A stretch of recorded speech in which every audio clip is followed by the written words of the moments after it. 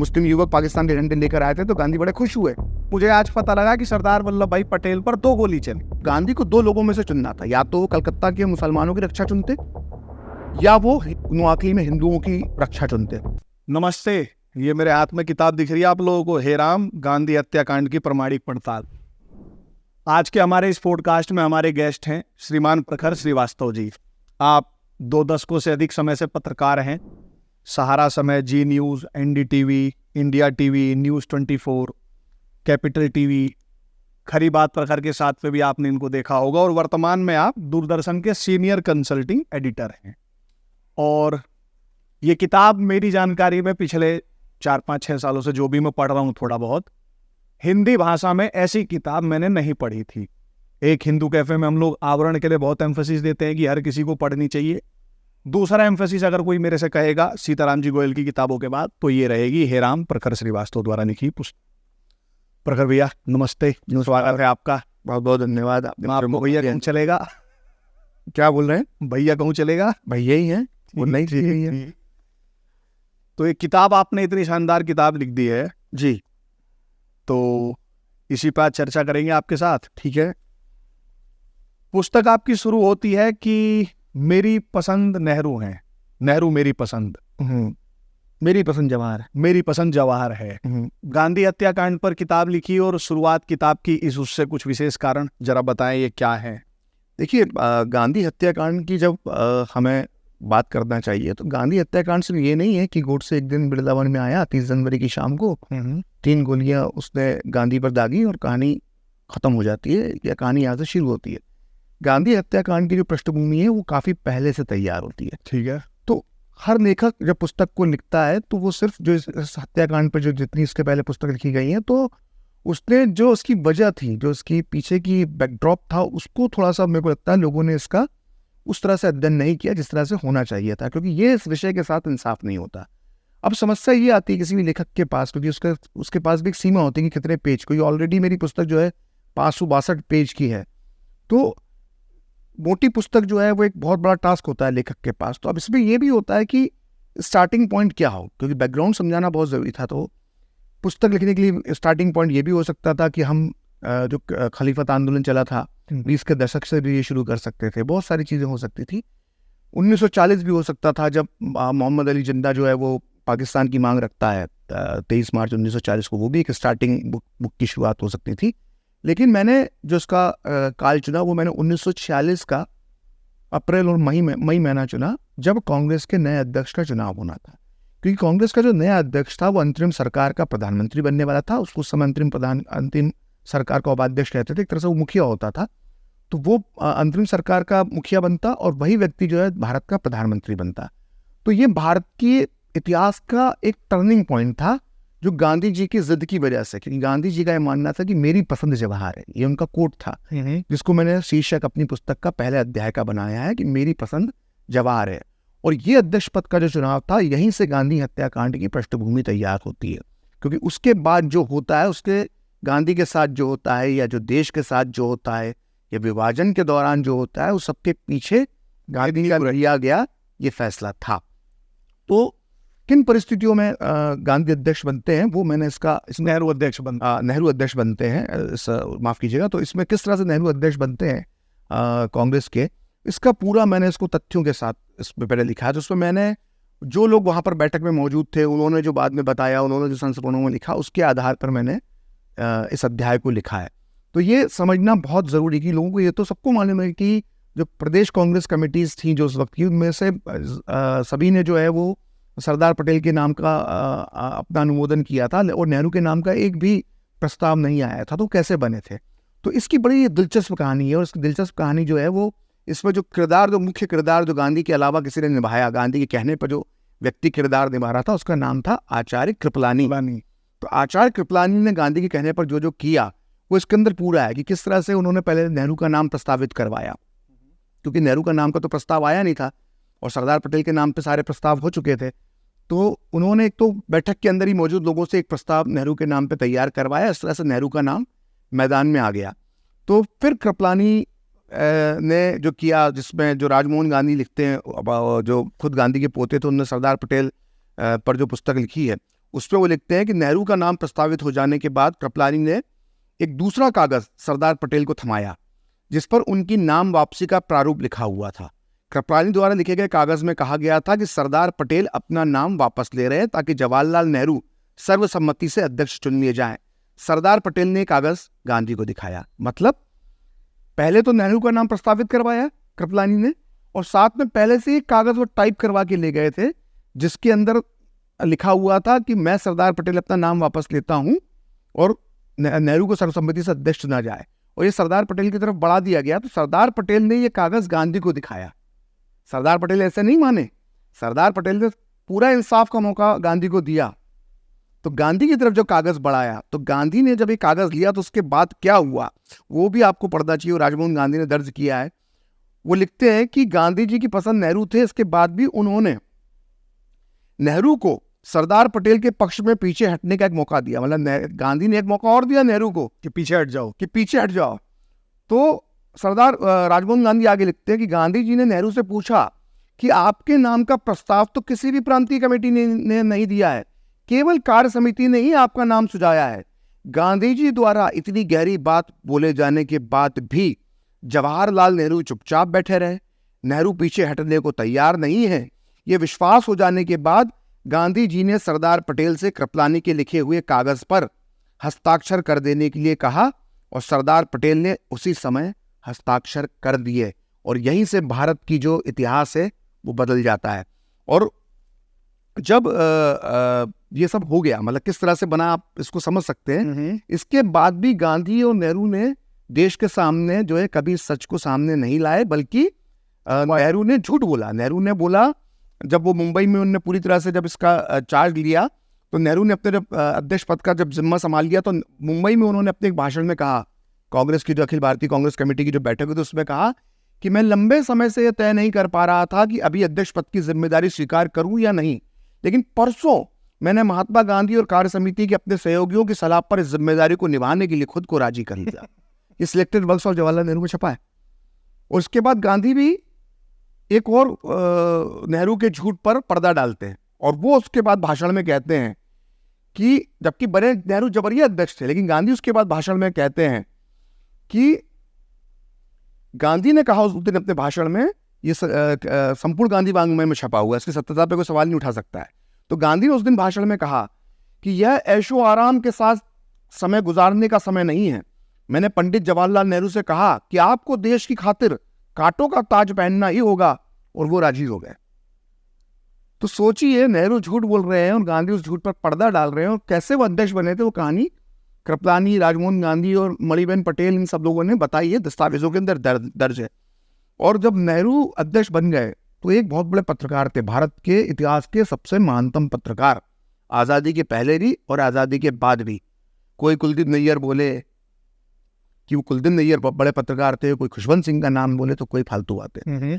भारत में एक ही महान पत्रकार हुआ है भारत में, वो थे दुर्गादास। हाँ, तो उन्होंने अपनी पुस्तक जो लिखी है उसमें उन्होंने, और दुर्गादास के बारे में बता दूं मैं कौशलेश आपको कि दुर्गादास वो पत्रकार थे जिनसे गांधी, नेहरू, सरदार पटेल और यहाँ तक कि जिन्ना भी सलाह लेते थे, उनसे बातचीत करते थे, इंटरव्यू देते थे। तो उन्होंने बड़े बेबाक पत्रकार थे दुर्गादास।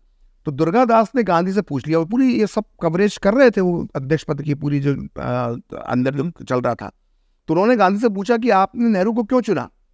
तो गांधी और उनके बीच में क्या बातचीत हुई इसका भी जिक्र उन्होंने किया है। उन्होंने कहा है कि मैंने गांधी जी से पूछा कि सरदार पटेल के पक्ष में बहुमत होने के बाद भी उन्होंने नेहरू को क्यों चुना।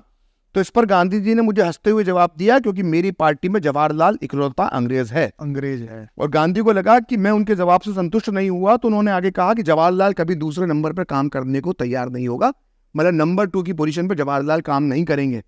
और इस बात को मणिबेन पटेल भी लिखती हैं कि यह शक था कांग्रेस नेतृत्व को। मणिबेन अपनी सरदार पटेल की बेटी, और वो डायरी नोट करती थी। उन्होंने लिखा है कि कांग्रेस नेतृत्व को, खासकर गांधी जी को, यह शक था कि नंबर 2 की पोजीशन जवाहरलाल नेहरू स्वीकार नहीं करेंगे, और ऐसे में वो देश में कोई शरारत कर सकते हैं।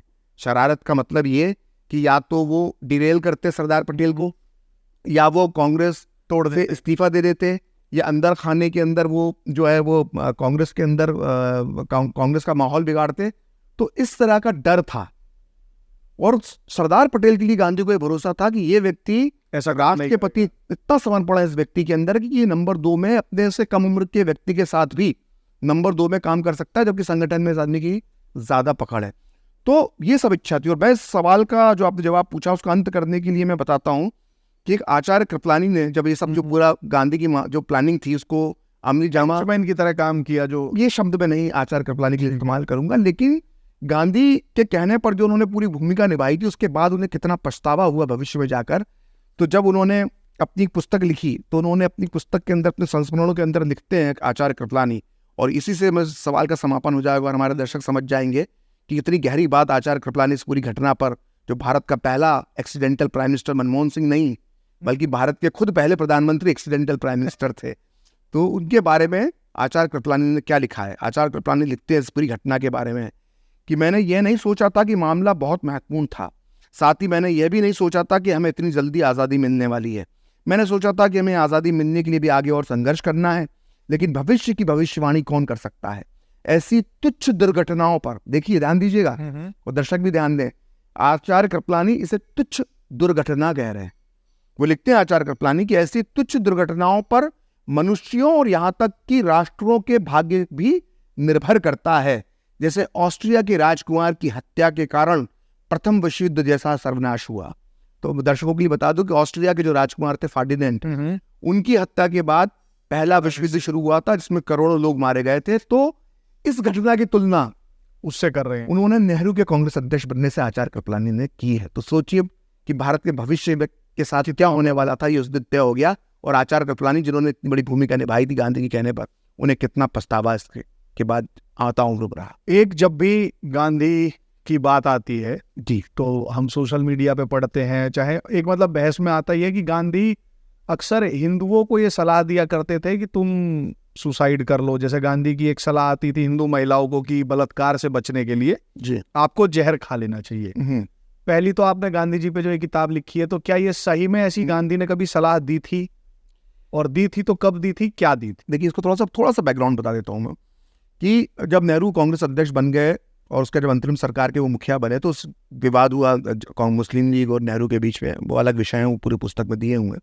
उसके बाद डायरेक्ट इलेक्शन डे का जिन्ना ऐलान कर देते हैं और 16 अगस्त, जो हमारी 16 अगस्त 1946 की तारीख थी, मुस्लिम लीग के लिए रमज़ान का रोज़े का 17वां रोज़ा था, उस दिन डायरेक्ट इलेक्शन डे होता है, कलकत्ता में हिंदुओं का नरसंहार होता है। उसके बाद जब वो हिंदुओं का नरसंहार कलकत्ता में पूरी तरह से वो कामयाब नहीं हो पाते हैं क्योंकि पलटवार करते हैं हिंदू, तो वो जगह चुनते हैं नोआखली। नोआखली में कलकत्ता से उलट डेमोग्राफी थी, कलकत्ता में 20-25% मुसलमान थे और बाकी हिंदू थे। इसके विपरीत नोआखली में 20% हिंदू थे और 80% मुसलमान थे, और उसकी डेमोग्राफी ऐसी थी कि वहां से भारी मदद नहीं पहुंच सकती, जो रस्ते वस्ते पूरे बंद कर दिए गए। तो इस दिन चुना गया था, जो दुर्गा पूजा के बाद जो लक्ष्मी पूजा बंगाल में होती है, उस दिन चुना गया था। आज भी आपने देखा होगा कि अक्सर हिंदू त्योहारों पर ही दंगे या पथराव या शोभा यात्राओं पर जुलूस होते हैं। पुरानी मॉडस ऑपरेंडी कुछ कट्टरपंथियों की रही है। तो जब नोआखली में दंगा हो जाता है, और नोआखली में दंगा जो होता है वो सिर्फ दंगा हिंदुओं को मारने के लिए नहीं होता, पूरे हिंदू समाज को अंदर से तोड़ने के लिए होता है। उनका धर्मांतरण होता है, महिलाओं के बलात्कार होते हैं, छोटी छोटी बच्चियों के बलात्कार होते हैं। बलात्कार ही नहीं होते हैं बल्कि बेमेल शादी करवाई जाती है, जैसे कि 15-16 साल की बच्ची की शादी जो है वो 55 साल के मौलवी से करवा दी जाती है। और मैं आपको बताऊं, ये मैं पूरे रिसर्च के साथ कर रहा हूँ, मैंने पूरे दंगों की ब्रिटिश सरकार की रिपोर्ट को पढ़ा है, और जो बड़े बड़े बंगाल में रिसर्चर हुए जिन्होंने नोआखली को रिसर्च किया, उनकी रिपोर्ट्स को पढ़ा है। आपको मैं बहुत होशो-हवास और बहुत जिम्मेदारी से कह रहा हूँ कि ऐसे भी उदाहरण मिलते हैं कि हिंदुओं को पूरी तरह से अंदर तक तोड़ दिया जाए, उनकी पूरी जो आत्मविश्वास, उनकी प्रतिष्ठा को खत्म कर दिया जाए, इसके लिए चचेरे भाई बहनों की भी शादियां करवाई जाती थी हिंदुओं के जबरदस्ती। पहले तो उनको इस्लाम में कन्वर्ट करवाया जाता था, पूरे परिवार को चचेरे भाई बहनों की शादी करवा दी जाती थी, जबकि हिंदू धर्म में तो कोई भी हिंदू युवा इस तरफ सोच भी नहीं सकता है। तो इस तरह का अमानवीय व्यवहार किया जाता था, बलात्कार होते थे। तो जब ये धीरे धीरे खबरें पहले कलकत्ता पहुंची, फिर कलकत्ता से दिल्ली पहुंची, तो बड़ा हंगामा मचना शुरू हो गया। और गांधी की जो समय प्रार्थना सभा होती थी, गांधी उस वक्त वाल्मीकि नगर में रुकते थे दिल्ली में, तो वहां पर वो जो प्रार्थना सभा वो रोज शाम को करते थे, तो वहां पर लोग हंगामा करने पहुंच जाते थे और बहुत विवाद होता था, और महिलाओं के बलात्कार की जब खबरें पहुंच रही थी, तो ऐसे ही 17 अक्टूबर को गांधी ने अपनी एक प्रार्थना सभा में कहा, और ये बात कोई प्रखर श्रीवास्तव मन से नहीं कह रहा है, ये बात संपूर्ण गांधी वांग्मय जो भारत सरकार की देखरेख में प्रकाशित हुआ उस पर प्रकाशित हुई है। तो गांधी ने अपने भाषण में कहा कि औरतों को मरने की कला सीखनी होगी। बलात्कारी के सामने झुकने से अच्छा है कि वह उससे पहले खुद अपने हाथों से अपना गला घोंटकर या फिर जीभ को दांतों से दबाकर मर जाए। तो गांधी के इस बयान पर बड़ी तीखी प्रतिक्रिया हिंदू समाज की आई। उन्होंने कहा कि महिलाओं का बलात्कार हो रहा है, आप कह रहे खुद का गला घोंटकर और जीभ को दांतों में दबाकर कटकर वो मर जाए, आप किस तरह की सलाह दे रहे हो? तो गांधी को अपना बयान वापस लेना चाहिए था आम जनता की भावनाओं को समझते हुए, लेकिन गांधी बड़ी जिद्दी थे। तो उन्होंने 18 अक्टूबर को फिर से बयान दिया। तो लोगों को लगा अब ये बयान, कल के बयान को वापस लेंगे, लेकिन गांधी ने अपने बयान में फेरबदल तो किया, लेकिन वो फेरबदल क्या किया वो भी जिक्र मिलता है संपूर्ण गांधी वांग्मय के उनके भाषण में 18 अक्टूबर को जो दर्ज हुआ। उस भाषण में गांधी ने कहा कि मैंने कल कहा था कि बलात्कार से बचने के लिए औरतें अपनी जीभ काटकर या फिर खुद से गला घोंटकर मर जाएं, लेकिन मुझे डॉक्टर विधान चंद्र रॉय और डॉक्टर सुशीला नैयर जैसे 2 बड़े डॉक्टरों ने बताया है कि इस तरह से आत्महत्या करना संभव नहीं है, यानी कि आप कोई महिला जीभ काटकर या खुद का गला घोंटकर नहीं मर सकती। गांधी को डॉक्टरों ने समझाया कि आप ऐसा हो ही नहीं सकता है। तो फिर आगे गांधी कहते हैं कि मेडिकल साइंस में तत्काल आत्महत्या करने का एक ही उपाय है, और वो ये है कि जहर की तेज खुराक ले ली जाए। तो जिस भी महिला को बलात्कार का खतरा हो उसे मैं जहर खाने की सलाह दूंगा। हालांकि मैंने सुना है कि योग क्रिया से भी जीवन समाप्त किया जा सकता है। ऐसे कैसे किया जा सकता है ये पता लगाने की मैं कोशिश करूंगा। ऐसा नहीं है कि ये बातें मैं यूं ही कह दी, मैंने जो कहा मैं उस पर विश्वास भी करता हूं। तो पहले तो उन्होंने सलाह दी कि जीभ काट कर और गला घोंटकर मर जाए। जब डॉक्टरों ने बोला ऐसा हो ही नहीं सकता, तो फिर उन्होंने जहर खाने की सलाह दी। और गांधी की सलाह का यह असर था कि जब सुचेता कृपलानी को, जो आचार्य कृपलानी की पत्नी थी, उन दोनों को जब रिपोर्ट बनाने के लिए भेजा गया कि आप ग्राउंड जीरो पर जाके देखिए नोआखली में क्या हो रहा है, तो सुचेता कृपलानी की डरी हुई थी अंदर से कि वो अपने साथ एक जहर का कैप्सूल अपने गले में बांध कर रखती थी, और ये आचार्य कृपलानी ने लिखा है। और उनको ये डर लगता था कि इस स्थिति में क्या करेगा। तो ये गांधी इस तरह की बातें जो हैं वो करते थे, और ये सबूत के साथ संपूर्ण गांधी वांग्मय में मौजूद है, जो बार बार कहता हूं कि नेहरू सरकार ने इसको प्रकाशित करवाया था। तो चूंकि इसे लोकतंत्र के मसीहा जिनके साथ सच्चाई का तमगा जुड़ा हुआ है, ऐसे पंडित जवाहरलाल नेहरू की देखरेख में अगर ये सब प्रकाशित होगा संपूर्ण गांधी वांग्मय, तो आप और इसकी सत्यता पर सवाल उठाने वाले कौन होते? नोबडी। बिल्कुल। आपने अभी जैसे नोआखली बताया, उससे पहले आपने डायरेक्ट एक्शन डे बताया, बोला, उसका शब्द का जिक्र किया जी। जब डायरेक्ट एक्शन डे का हम सुनते हैं तो उसमें एक गोपाल पाठक का भी नाम आता है। आपकी पुस्तक में मुझे पहली बार जुगल चंद्र घोष के बारे में भी पता लगा कि गोपाल पाठक के बारे में तो फिर भी पब्लिक डोमेन में जानकारी है, जुगल चंद्र घोष मुझे इसी पुस्तक से पता लगे। तो इसमें जो मैं प्रश्न पूछ रहा था कि गांधी और गोपाल पाठक का एक तो हमको पता ही है गांधी ने जो बात की थी, पर गोपाल पाठक और गांधी का एक और संबंध था जो आपने इस पुस्तक में लिखा है, वो क्या वाक्य था, जरा बताएं दर्शक। देखिए, अगर कई दर्शक हमारे जानते नहीं हो तो जब डायरेक्ट एक्शन डे शुरू हुआ तो पहले 3-4 दिन जो है मुस्लिम लीग के गुंडे हिंदुओं पर भारी पड़ रहे थे। तो मुस्लिम लीग के गुंडों को जवाब देने के लिए जो कलकत्ता का जो भद्र लोग था वो सामने नहीं आया। उसको जवाब देने के लिए वो लोग सामने आए जिन्हें वो गुंडे शब्द के साथ पुकारते थे या उनको गैंगस्टर कहते थे, और वो थे गोपाल पाठक और जुगल चंद्र घोष। तो ये लोग सामने आए और उन्होंने ऐसा पलटवार किया और इनका साथ देने के लिए जो बिहार और उत्तर प्रदेश के जो लोग वहाँ पर खोमचे लगाते थे, छोटी छोटी दुकानें लगाते थे, छोटा मोटा व्यवसाय करते थे, मजदूरी करते थे, वो लोग इनके साथ जुड़े और इन्होंने ऐसा पलटवार किया कि मुस्लिम लीग के गुंडों की सारी हेकड़ी निकाल दी। तो ये 2 रक्षक बनकर सामने आए। तो ये 1946 अगस्त की बात है, डायरेक्ट एक्शन डे के बाद की बात है। फिर क्या हो गया कि जब गांधी इसके बाद घटनाक्रम पूरा 1 साल का गुजरता है और उसका हम इस पूरी पुस्तक में जिक्र दिया है। फिर जब देश आज़ाद होता है तो गांधी दिल्ली में नहीं होते, गांधी कलकत्ता जाते हैं। जाना तो उन्हें नौआखली था हिंदुओं को बचाने के लिए, लेकिन कलकत्ता में मुस्लिम विरोधी दंगा शुरू हो जाता है, क्योंकि जो 1 साल पहले मुस्लिम लीग के गुंडों ने किया था और जब आज़ादी के बाद कलकत्ता में कांग्रेस की सरकार बन जाती है तो हिंदू वहां पर जो है पलटवार शुरू कर देते हैं पिछले साल के बदले के तौर पर। तो सोहरावर्दी जो समय तक मुख्यमंत्री पद से हट चुका था बंगाल के, वो गांधी से विनती करता है कि आप बापू कहीं और मत जाइए, आप कलकत्ता ही रुक जाइए, नोआखली में हम हिंदुओं को बचाने की। नोआखली उस वक्त तक पूर्वी पाकिस्तान में चला गया था। बोला लेकिन कलकत्ता के मुसलमानों को आपकी ज़रूरत से। तो गांधी को दो लोगों में से चुनना था, या तो वो कलकत्ता के मुसलमानों की रक्षा चुनते या वो नोआखली में हिंदुओं की रक्षा चुनते। और गांधी ने, जैसी कि उम्मीद थी, कलकत्ता के मुसलमानों की रक्षा का ठीक। फैसला किया। ये उम्मीद थी सबको। तो गांधी फिर कलकत्ता में रुक गए। तो कलकत्ता में आज़ादी का जब जश्न हुआ 15 अगस्त को, तो ठीक रहा। 15 अगस्त 1947 को उस तरह का दंगा नहीं हुआ। लेकिन 15 दिन बाद मुस्लिम मोहल्ले में एक हिंदू लड़के को चाकू मार दिया गया। तो उसके बाद ज़बरदस्त हिंसा कलकत्ता में भड़क उठी। तो गांधी जो थे, हैदरी मेंशन नाम का एक जगह है, वहां पर रुके हुए थे। उनके साथ बंगाल का कसाई सूरावर्दी भी रुका था, जिसने पिछले साल डायरेक्ट एक्शन डे में हिंदुओं का कत्लेआम करा था। तो भीड़ ने जो है वो हैदरी मेंशन को घेर लिया और गांधी की मॉब लिंचिंग की कोशिश की, हिंदू भीड़ ने। अच्छा, भारत में, आजाद भारत में पहली मॉब लिंचिंग की जो कोशिश होती है वो देश के राष्ट्रपिता महात्मा गांधी के साथ होती है। ये बहुत कम लोग जानते हैं। तो हैदरी मेंशन में जब भीड़ ने गांधी और सोहरावर्दी को घेर लिया और उनकी कोशिश थी कि अब बचना नहीं, हालांकि पहला निशाना जो थे वो सोहरावर्दी था। लेकिन किस्मत से सोहरावर्दी जो है कुछ घर में अपने कपड़े वपड़े लेने अपने कलकत्ता की कोठी में गया हुआ था। तो भीड़ ने जो गांधी पर हमला बोल दिया। तो पूरे फानूस वगैरह तोड़ दिए, सब तोड़ दिए, शीशे वीशे तोड़ दिए। भीड़ अंदर दाखिल हो गई और गांधी पर लाठियां फेंकी गई। तो गांधी बच गए। तो खुद गांधी ने अपने बयान में अगले दिन कहा कि अगर वो लाठी मुझे पड़ जाती तो मैं शायद वहीं पर मर जाता। और ये बात प्यारेलाल नैयर, जो गांधी के सेक्रेटरी थे, उन्होंने भी ये कहा कि अगर वो लाठी उस दिन गांधी को पड़ जाती तो गांधी की मृत्यु उसी वक्त हो जाती। तो जो काम 30 जनवरी को गोडसे ने किया था 1948 में, उसके 6-7 महीने पहले ही ये काम हो जाता। ये काम जो है वो 1 सितंबर को 1947 को कलकत्ता में हो जाता।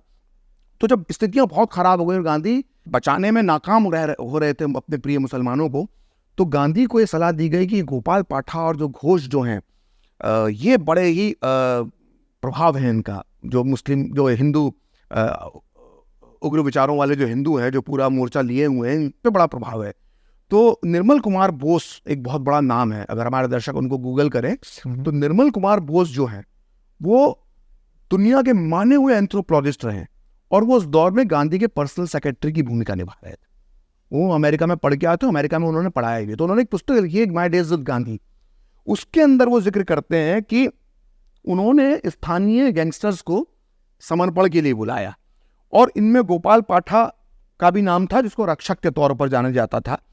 तो गोपाल पाठा से जब निर्मल कुमार बोस ने बोला कि भाई सरेंडर कर दो, गांधी जी चाहते कि आप हथियारों को सरेंडर कर दो और हिंसा रुक जाएगी, तो गोपाल पाठा का जो इंटरव्यू है वो आज भी कैम्ब्रिज की यूनिवर्सिटी की एक ऑडियो के तौर पर वहाँ की लाइब्रेरी में मौजूद है। तो मुझे वो इंटरव्यू सुनने का मौका मिला है। तो वहाँ से मैंने इस पुस्तक में गोपाल पाठा के शब्दों को कोट किया है कि गोपाल पाठा जब बताते हैं कि जब हम लोगों को निर्मल कुमार बोस ने हथियार सरेंडर करने के लिए कहा तो मैंने उनसे साफ बोल दिया कि गांधी तब कहाँ थे जब डायरेक्ट एक्शन डे पर हिंदुओं को मारा जा रहा था।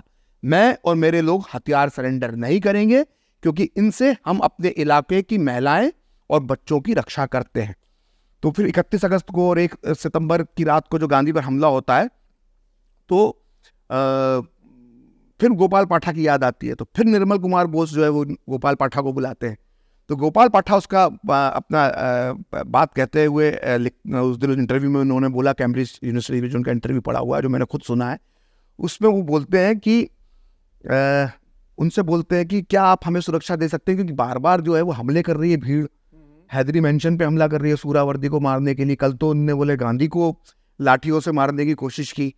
तो निर्मल कुमार बोस को गोपाल पाठा ने क्या जवाब दिया? गोपाल पाठा ने अपने इंटरव्यू में बताया, जो कैम्ब्रिज यूनिवर्सिटी की लाइब्रेरी के अंदर ऑडियो कैसेट के रूप में पड़ा हुआ है, उसमें गोपाल पाठा ने कहा कि पहले आपको, यानी निर्मल कुमार बोस से गोपाल पाठा कहते हैं कि पहले आपको गांधी के कैंप के आसपास से पुलिस और सेना को हटाना होगा। सिर्फ मेरे लड़के हथियारों के साथ यहाँ की सुरक्षा करेंगे और गांधी जी को इसके लिए लिखित में अनुमति देनी होगी। बाद में जाकर गोपाल पाठा ने एक इंटरव्यू में दावा किया कि गांधी ने, मैं उसी इंटरव्यू का जिक्र कर रहा हूं जो कैम्ब्रिज यूनिवर्सिटी की लाइब्रेरी में पड़ा हुआ है, कि गांधी ने इसके लिए एक कागज पर हमें, यानी गोपाल पाठा को, लिखित में इस बात की अनुमति दी कि आप हथियार रख सकते हो और हथियार लेके मेरी सुरक्षा में, मतलब मेरी सुरक्षा नहीं, मेरे कैंप की, मतलब हैदरी मेंशन की सुरक्षा आप करो। और गांधी ने लिखित में अनुमति दी। तो जो इंटरव्यू लेने वाला था उसने पूछा कि आपने वो पर्ची संभाल के रखी? तो गोपाल पाठा ने कहा कि मुझसे यही गलती हो गई कि गांधी की लिखी वो पर्ची मैंने संभाल के नहीं रखी। अब हो सकता है आप कोशलेश से पूछे या मेरे दर्शक या आपके दर्शक ये हमारे दर्शक ये मन में सवाल उठे कि गोपाल पाठक की हम बात पर कैसा भरोसा कर लें, तो यहाँ पर निर्मल कुमार बोस का भी ऐसा ही जिक्र आता है। वो अपनी किताब in my days with Gandhi के अंदर लिखते हैं, गोपाल पाठक और घोष का नाम तो नहीं लिया, लेकिन उस जगह पर लिखते हैं कि उन युवकों ने मुझसे कहा कि वह मुसलमानों की सुरक्षा करेंगे, लेकिन इसके लिए उन्हें रात में स्टेन गन का भी इस्तेमाल करना पड़ सकता है। उन्होंने अनुरोध किया कि गांधी जी पुलिस को यह सलाह दें कि वह बिना लाइसेंस के इन हथियार रखने वाले किसी भी व्यक्ति को गिरफ्तार ना करे। मैंने उनकी मांग गांधी जी को बता दी। इस पर गांधी जी ने बेहद चौंकाने वाला उत्तर देते हुए कहा कि वह उन युवाओं के साथ हैं। अहिंसा के पुजारी ने हिंसा के लिए अनुमति दे दी। जी हाँ, हिंसा के लिए अनुमति नहीं दी, ये नहीं कह सकते डायरेक्ट, लेकिन अपनी सुरक्षा के लिए हथियार रखने की अनुमति अहिंसा के पुजारी महात्मा गांधी ने दी। ये निर्मल कुमार बोस अपनी पुस्तक में लिखते हैं।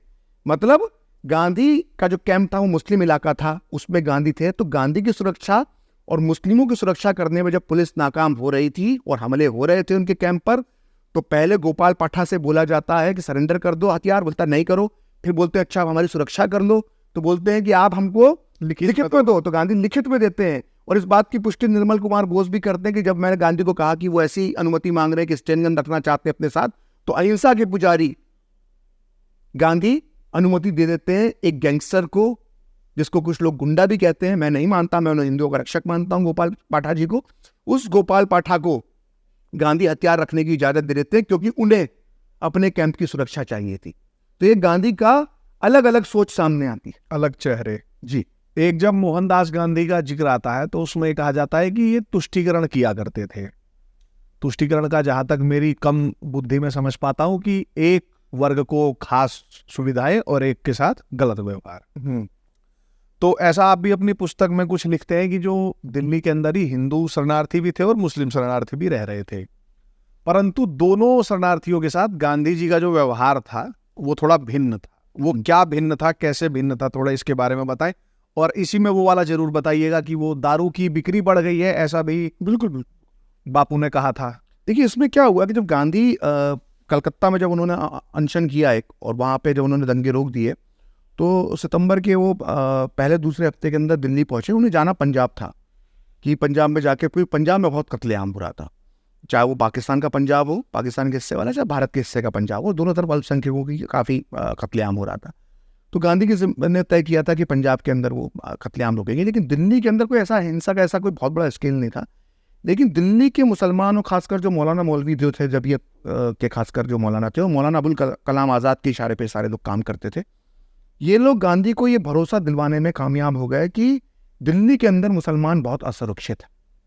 तो गांधी ने जहाँ पे असली हिंदू मर रहे थे वहां ना जाते हुए, जहाँ कुछ छोटी मोटी वारदातें जो दिल्ली के अंदर हो रही थी, दिल्ली के अंदर तो पलड़ा बराबर था, और कुछ सितंबर के दूसरे हफ्ते तक स्थितियां सुधरना शुरू हो गई थी।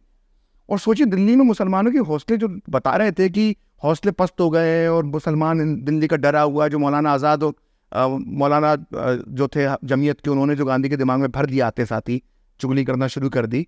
उस दिल्ली में उस वक्त मुसलमानों के हौसले पस्त नहीं थे, इतने बुलंद थे कि बहुत कम लोग ये जानते हैं कि भारत में पहले नेता की किसी की हत्या की कोशिश हुई तो सरदार पटेल ने। वो इसलिए नहीं बताते कि सरदार पटेल की हत्या की कोशिश किसने की, ये बताने में बताना पड़ेगा कि मुस्लिम बस्ती में सरदार पटेल पर एक मुस्लिम इमारत से, जिस पर डॉन अखबार का ब्यूरो होता था, वहां से 2 गोलियां दागी गई, और थोड़ी सी दूर से सरदार पटेल के पास से गोली निकली।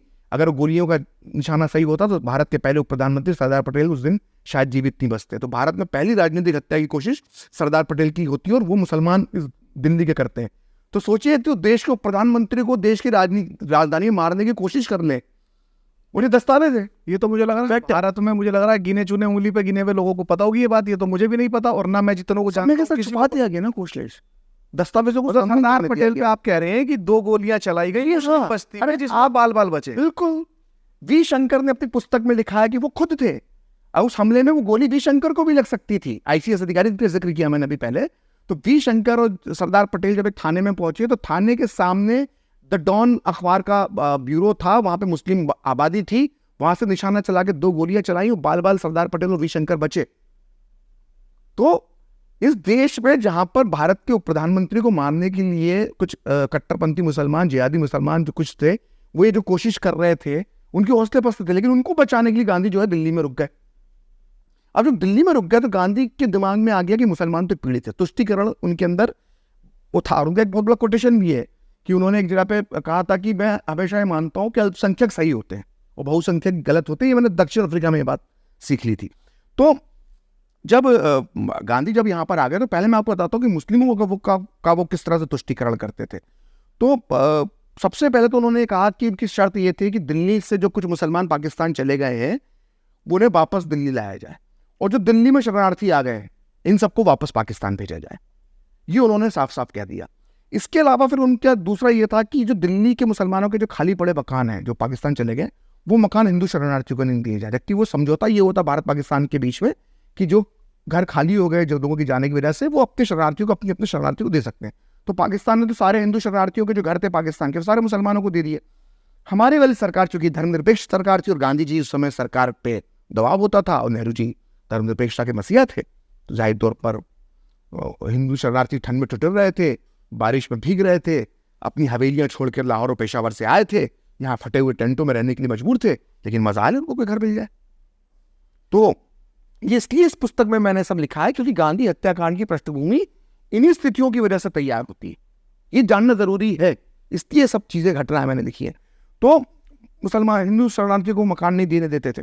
वहीं दूसरी तरफ जो है मतलब इस तरह से मैं आपको बता देता हूँ, मतलब आप पढ़ के सुनेंगे तो आपको हो जाएगा कि एक प्रार्थना सभा जो 23 सितंबर 1947 की हुई, उसमें गांधी ने जो भाषण दिया संपूर्ण गांधी वांग्मय में प्रकाशित हुआ है, उसमें कहते हैं गांधी जी कि मैंने शरणार्थियों से कहा है कि आपके पास मकान है, क्योंकि धरती माता आपका मकान है, ऊपर आकाश है। आपको मुसलमानों से छीने हुए घरों में रहने की इच्छा नहीं करना चाहिए। जो घर कल तक मुसलमानों के थे वे आज भी उनके ही हैं। मैं हिंदू शरणार्थियों से कहना सलाह दूंगा कि वो बिना किसी सेना और पुलिस की मदद से वापस पाकिस्तान चले जाएं। मतलब तुम्हारे पास घर है, धरती तुम्हारा बिछोना है, आकाश तुम्हारा छत है, घर है ना तुम्हारे पास, क्यों घरों की आशा रखते हो?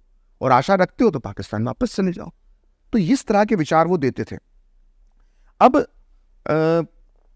जब पाकिस्तान जब पहले हम हिंदुओं की बात करते हैं, हिंदू शरणार्थियों के बारे में हम बात कंप्लीट कर लेते हैं किस तरह के विचार वो देते हैं। कि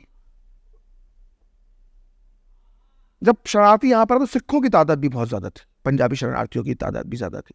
तो गांधी ने अपनी प्रार्थना सभा में 7 नवंबर 1947 को यह आरोप लगाया सिख और पंजाबी हिंदू शरणार्थियों, खासकर सिख शरणार्थियों से वो बहुत ज्यादा चिढ़ते थे, क्योंकि गांधी को लगता था कि सिख उग्र होते हैं और इन्हीं की वजह से जो है वो मुसलमानों के खिलाफ माहौल बन रहा है। तो खासकर वो तो शरणार्थियों में सिखों से भी बहुत ज्यादा उनको समस्या थी। तो उन्होंने एक भाषण में जो कहा, जो अपनी शराब वाला सवाल उठाया, वो कि शराब की बिक्री शरणार्थियों के आने के बाद इस देश में बढ़ गई है। ये गांधी ने 7 नवंबर 1947 को कहा। उन्होंने कहा कि मुझे शिकायत सुनने को मिली है कि शरणार्थी दिल्ली में एक समस्या बन गए हैं, जो बेचारे सब अपना घर बार लुट जाए बन गए। और देखिए यहाँ पे मैं बोल दूं कि पाकिस्तान मांगने वाले वो लोग नहीं थे, और इस देश का बंटवारे का फैसला भी उन लोगों ने नहीं किया था। एक रेड क्लिफ आया, उसने लाइन खींच दी, उसने कह दिया ये पाकिस्तान है और ये भारत है। इसकी जिम्मेदारी बनती थी तो जिन्ना की बनती थी, पटेल की बनती थी, नेहरू की बनती थी, लियाकत की बनती थी और गांधी की बनती थी। उनका कोई कसूर नहीं था। उनके लिए कह रहे हैं गांधी कि मुझे शिकायत सुनने को मिली है कि शरणार्थी दिल्ली में एक समस्या बन गए हैं। वह समझते हैं कि अगर पाकिस्तान में जुल्म किए गए तो उन्हें यहाँ सब कुछ हक हासिल हो गए। मतलब उन पर अगर पाकिस्तान में जुल्म किए गए तो उन्हें यहाँ पर हक हासिल हो गए। आगे गांधी लिखते हैं कि वह दुकानदारों से मुफ्त में या बेहद कम दामों में चीजें पाने की उम्मीद करते हैं। कभी कभी तो एक ही आदमी सैकड़ों रुपयों का सामान खरीद लेता है। कई शरणार्थी तो ये सोचते हैं कि तांगे वाला उनसे भाड़ा ही ना ले। शरणार्थी ये सब करके दुकानदारों की हमदर्दी खो रहे हैं। ये पहला आरोप लगाया गांधी। उसके बाद जो गांधी कहते हैं वो और भी हैरतअंगेज है। गांधी कहते हैं कि शरणार्थियों के बारे में कहा जाता है कि वे लोग पाकिस्तान में अपना सब कुछ खोकर यहां आए हैं, लेकिन मैं यह नहीं समझ पा रहा कि फिर भी ये लोग सैकड़ों रुपए का सामान कैसे खरीद सकते हैं। मैं यह भी कहना चाहूंगा कि शरणार्थी कुछ मौकों को छोड़कर ईश्वर के दिए पैरों के अलावा किसी और सवारी का इस्तेमाल ना करें। मतलब रिक्शे में ना बैठे, तांगे में ना बैठे, पैदल भगवान ने जो 2 पांव दिए उनका इस्तेमाल करें। फिर आगे गांधी लिखते हैं, मुझे यह भी बताया गया है कि जब से दिल्ली में शरणार्थी आए हैं तब से यहां शराब की बिक्री बहुत बढ़ गई है। जिन शरणार्थियों ने इतनी मुसीबतें झेली हैं, क्या वो शराब में डूबने जैसे ऐशो आराम को नहीं छोड़ सकते? ये लिखित 7 नवंबर 1947 का भाषण है। जिसको शक है वो सर्च कर ले, मिल जाए, लाइब्रेरी में चले जाए, मिल जाएंगे उसे। तो बहुत छोटे छोटे आरोप लगाते थे। उन्होंने एक आरोप ये लगाया कि जब से सिख शरणार्थी आए हैं वो यहाँ पर बयानों से तलवार निकाल कर लहराते हैं, जिससे बाकी लोग डर जाते हैं। उन्होंने ये भी आरोप लगाया कि चांदनी चौक में तो मुसलमान भी नॉन वेज नहीं बेचते थे, अब जब से शरणार्थी आए तब से अपनी रोजी रोटी के लिए कबाब इन सब की दुकानें जो है वो लगा लेते हैं, इससे वहाँ के हिंदुओं को तकलीफ हो रही है। तो वो दिल्ली के स्थानीय हिंदुओं शरणार्थियों के बीच में भी वो वोट डाल रहे हैं, फूट डालना नहीं, मतलब कम से कम एकता की कोशिश तो नहीं कर रहे हैं, कन्फ्लिक्ट कर रहे हैं। ये आप जो भी आप कह सकते हो, उससे जो भी आपका एक अंदाजा निकलता हो। तो वो बहुत इस तरह के बयान दे रहे थे। एक जगह पे बयान आता है, उनका एक आकाशवाणी में भाषण होने वाला था, तो पूरे देश के शरणार्थियों को उम्मीद थी कि आज गांधी उनके लिए कोई घोषणा करवाएंगे कि भाई सरकार जल्दी उनके लिए घर बनाए।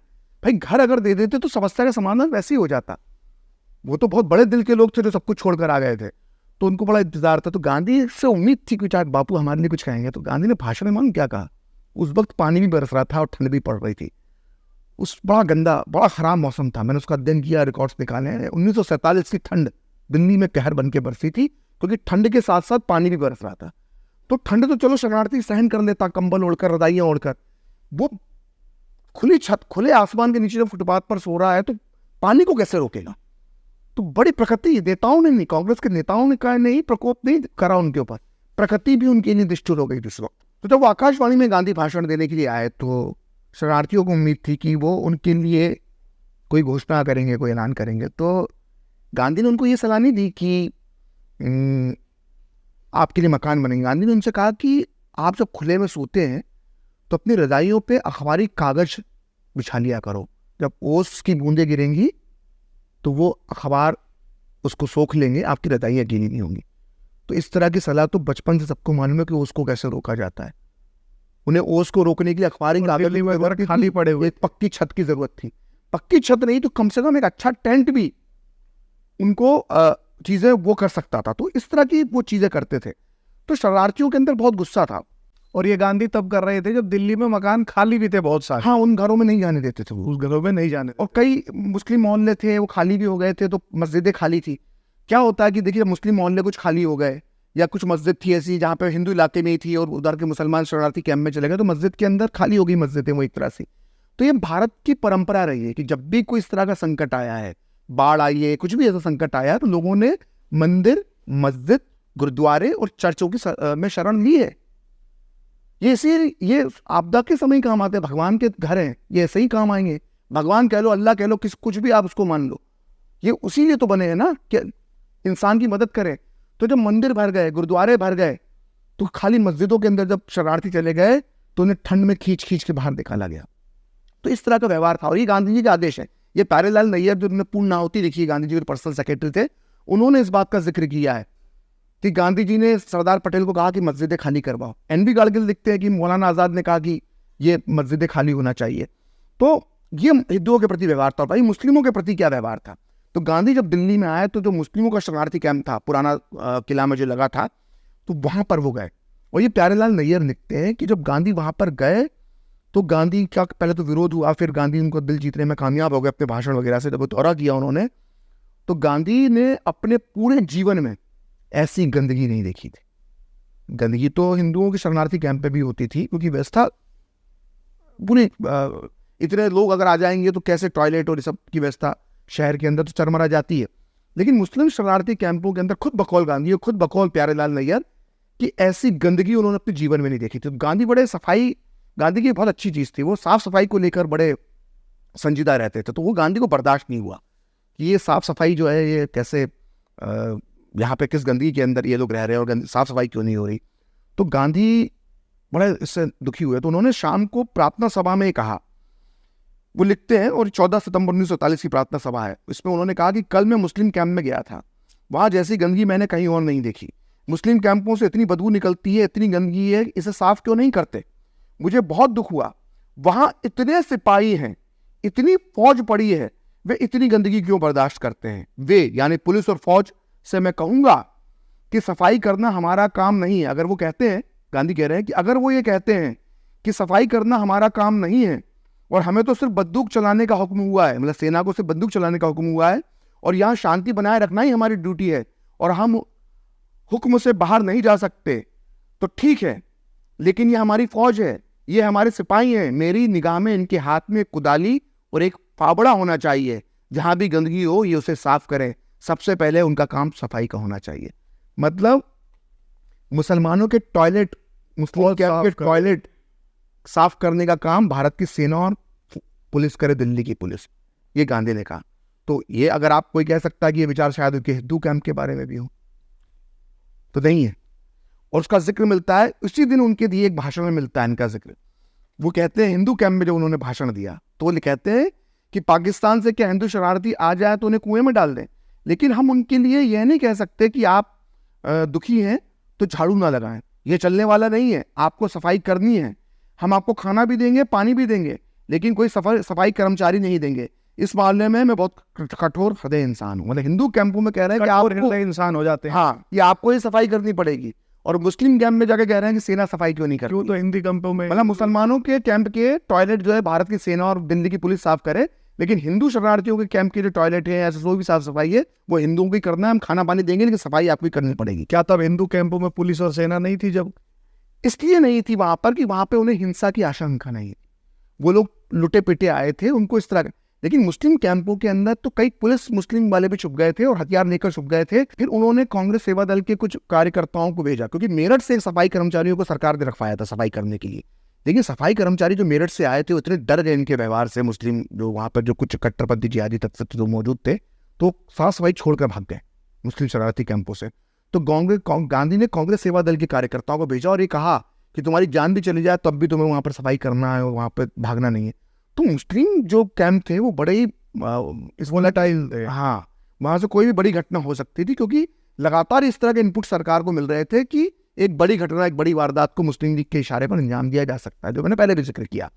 तो मुस्लिमों को लेकर, मुस्लिमों की समस्याओं को लेकर गांधी इस तरह की स्थिति थी कि मैं आपको बताऊं कि सुबह से आचार्य कृपलानी ने भी लिखा है, ये प्यारेलाल नैयर भी लिखते हैं और ये वी शंकर भी लिखते हैं जो सरदार पटेल के सेक्रेटरी थे, कि सुबह से दिल्ली के जो मौलाना थे 4-5-6 मुसलमान लेकर गांधी के पास पहुंच जाते थे और सरदार पटेल की चुगली करना शुरू कर देते थे कि पुलिस हमारी हिफाजत नहीं कर रही, हमारी ये समस्या, हमारी वो समस्या। इतना गांधी के दिमाग में उन्होंने भर दिया था कि सारे पीड़ित हमें।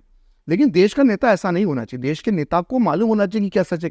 हर व्यक्ति अपना पक्ष रखेगा। ये देश के नेता की बुद्धि होती है, ये उसकी दृष्टि होती है कि वो सच और गलत को पहचाने। लेकिन गांधी क्या मालूम क्या हो चुका था उनको, कि उनको यही लगता था कि मुसलमान ही पीड़ित है। ये स्थिति थी कि मैं आपको एक एग्जाम्पल देना चाहता हूँ कि मार्गरेट ब्रूक वाइट बहुत बड़ी दुनिया की आला तरीन रिपोर्टर रही है। लाइफ मैगजीन दुनिया की सबसे बड़ी मैगजीन थी उस दौर की, उसकी वो सबसे बेस्ट करस्पॉन्डेंट थी वो।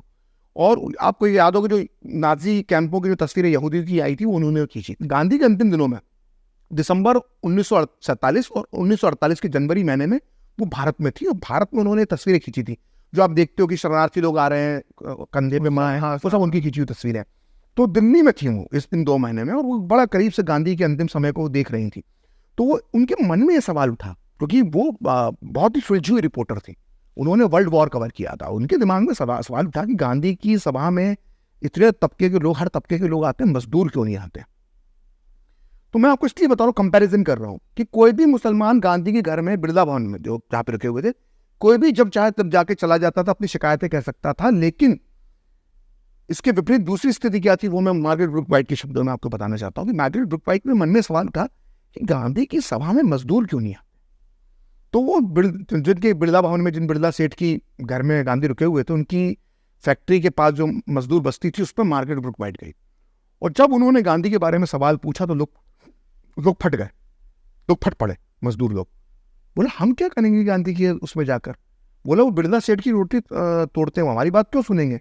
बोला वो आपकी बात क्यों नहीं सुनेंगे, आपकी अपनी समस्याओं को लेकर गए, आपकी मजदूरी कम है, आपका शोषण होता है, आपके वर्किंग आवर्स ज़्यादा हैं, आप गए क्या। बोला क्या बात करी, हम तो गए थे। बोला क्या हुआ था। तो उन्होंने अपनी पुस्तक में पूरा ये लिखा है, मार्गरेट ब्रूक वाइट। ये पुस्तक 1948 में प्रकाशित हुई है। तो मार्गरेट ब्रूक वाइट लिखती है कि मजदूरों ने उन्हें बताया कि एक दिन सैलरी को लेकर कुछ मजदूरों की या छुट्टी कुछ काट ली थी, एक्स्ट्रा छुट्टी वुट्टी का कुछ मामला था। तो मजदूरों की बिरला कंपनी के जो मैनेजर थे उनसे लड़ाई हो गई और मामला थोड़ा उग्र होने लगा। तो पुलिस बुला ली बिरला कंपनी ने, मैनेजमेंट ने। उसमें गोली चली, उसमें एक मजदूर मार गया और कुछ मजदूर मारा गया और कुछ मजदूर घायल हो गए। तो उसी रात मजदूर जो है वो बिरला भवन पहुंच गए इस उम्मीद में कि बिरला सेठ अब गांधी की बात तो सुनेंगे। तो ये मजदूर मार्garet ब्रूकबाइट को बता रहे और मार्garet ब्रूकबाइट उसको दर्ज कर रही है अपनी पुस्तक में। तो जब मजदूर पहुंच गए तो उनको मजदूरों को कहा गया कि रात में गांधी जी आपसे नहीं मिल सकते, आप कल सुबह आइए। कल सुबह जब वो अगले दिन सुबह जब मजदूर पहुंचे, मार्garet ब्रूकबाइट लिखती है मजदूरों ने जो उन्हें बताया कि उनसे बोला गया कि अभी आप नहीं मिल सकते, अभी इनके पूरे अपॉइंटमेंट से आपको 5 दिन बाद मिलना होगा। वो बेचारे मजदूर 5 दिन इंतजार किया उन्होंने। वो 5 दिन बाद फिर मजदूर उनके पास गए और मजदूरों का यह दावा था जो मार्garet ब्रूकबाइट को उन्होंने बताया कि गांधी जी ने हमारी बात नहीं सुनी और हमारे मन में आया कि जो व्यक्ति बिरला की रोटी तोड़ता है वो हमारी बात क्यों सुनेगा। तो वो गांधी जिनके लिए मुसलमानों के दरवाजे हमेशा खुले रहते थे, जो छोटी छोटी समस्याओं को लेकर हमारे घर पे कब्जा, हमारी दरगाह पे कब्जा, हमारे मस्जिद पे कब्जा, इसकी बातें वो गांधी सुनते थे। मैं ये नहीं कह रहा उनकी बातें नहीं सुनना चाहिए थी, लेकिन उन मजदूरों की भी तो सुनना चाहिए थी। इस देश के निर्माण में उन मजदूरों दो रवैये नहीं रखने चाहिए, इनका भी खून पसीना शामिल है इस देश के निर्माण में, लेकिन नहीं सुनते थे उनकी बात। हिंदू शरणार्थियों के प्रति क्या व्यवहार था वो मैं आपको सबूतों के साथ बता चुका हूँ। और मुस्लिम जो मुस्लिम तुष्टीकरण का जो आरोप लगता है वो बिल्कुल सही है। गांधी मुस्लिम तुष्टीकरण की पराकाष्ठा को पार कर चुके थे अपने अंतिम दिनों में। हालांकि गांधी की हमेशा की नीति मुस्लिम तुष्टीकरण की रही थी। जो खलीफत आंदोलन देख लीजिए, 20 का दशक, 30 का दशक, 40 का दशक की शुरुआत, लेकिन आजादी के होते होते, भारत के बंटवारे तक होते होते मुस्लिम तुष्टीकरण की पराकाष्ठा को वो पार कर चुके। इसी से एक मिलता जुलता ही सवाल है कि गांधी को अक्सर मुसलमान नेता और मुसलमान भड़काने में सफल हो जाते थे, या कह सकते हैं बरगलाने में सफल। ये जो मैंने अभी आपको बताया यही वाला है कि ये गांधी को अपनी कहानियां सुनाते थे और उसके पीछे एक पूरा नेक्सस था। उसके नेतृत्व करते थे मौलाना अबुल कलाम आजाद, जो पहले शिक्षा मंत्री बने हमारे। वो ये मैंने दावा नहीं किया, इस बात को वी शंकर ने लिखा है। तो एक तो सरदार पटेल से उनकी दुश्मनी चलती थी और दूसरा वो जो है वो मुसलमानों के नेता बनना चाहते थे। पहले तो मुसलमानों के नेता नहीं बन पाए। जिन्ना ने कहा पोस्टर बॉय है, डॉल कहते थे, कांग्रेस की डॉल है, गुड़िया है कांग्रेस की। जिन्ना उनके लिए ये कहते थे मौलाना आजाद कुमार, वो कहते थे कांग्रेस अध्यक्ष थे, जिन्ना मुस्लिम लीग का अध्यक्ष था, तो बोलते थे अध्यक्ष बात कर ले आपस में। बोले इससे क्या बात करो, ये तो पपेट है, ये तो डॉल है, ये तो पोस्टर बॉय है, इस तरह की। तो और ये साबित भी हुआ 45-46 के चुनाव में तो वही अध्यक्ष थे। पूरे एक तरफा भारत के मुसलमानों ने जिन्ना को वोट दे दिया, तो मुस्लिमों में नियंत्रण नहीं था। ये बात तो खुद गांधी ने बाद में कही कि जितना नियंत्रण सोहरावर्दी के कलकत्ता के मुसलमानों पर है उतना दिल्ली के मुसलमानों पे मौलाना आजाद का नियंत्रण नहीं है। इस वजह से मैं सफल नहीं हो पाता हूं यहाँ पर कई बार। तो मौलाना आजाद के सामने सबसे बड़ा टास्क था कि जो भारत में 3-4 साढ़े 4 करोड़ मुसलमान रह गए, अब मैं इनका रहनुमा बन जाऊं। तो वो इस अपनी राजनीतिक महत्वाकांक्षा को जो जिन्ना ने कभी उनकी पूरे नहीं होने दी थी, वो आजाद भारत में अब मेरी सुनो, क्योंकि तुमने मेरी तब नहीं सुनी, तुमने जिन्ना का साथ दिया, अब देखो तुम फंस चुके हो यहाँ पे, अब तुम मेरी सुनो।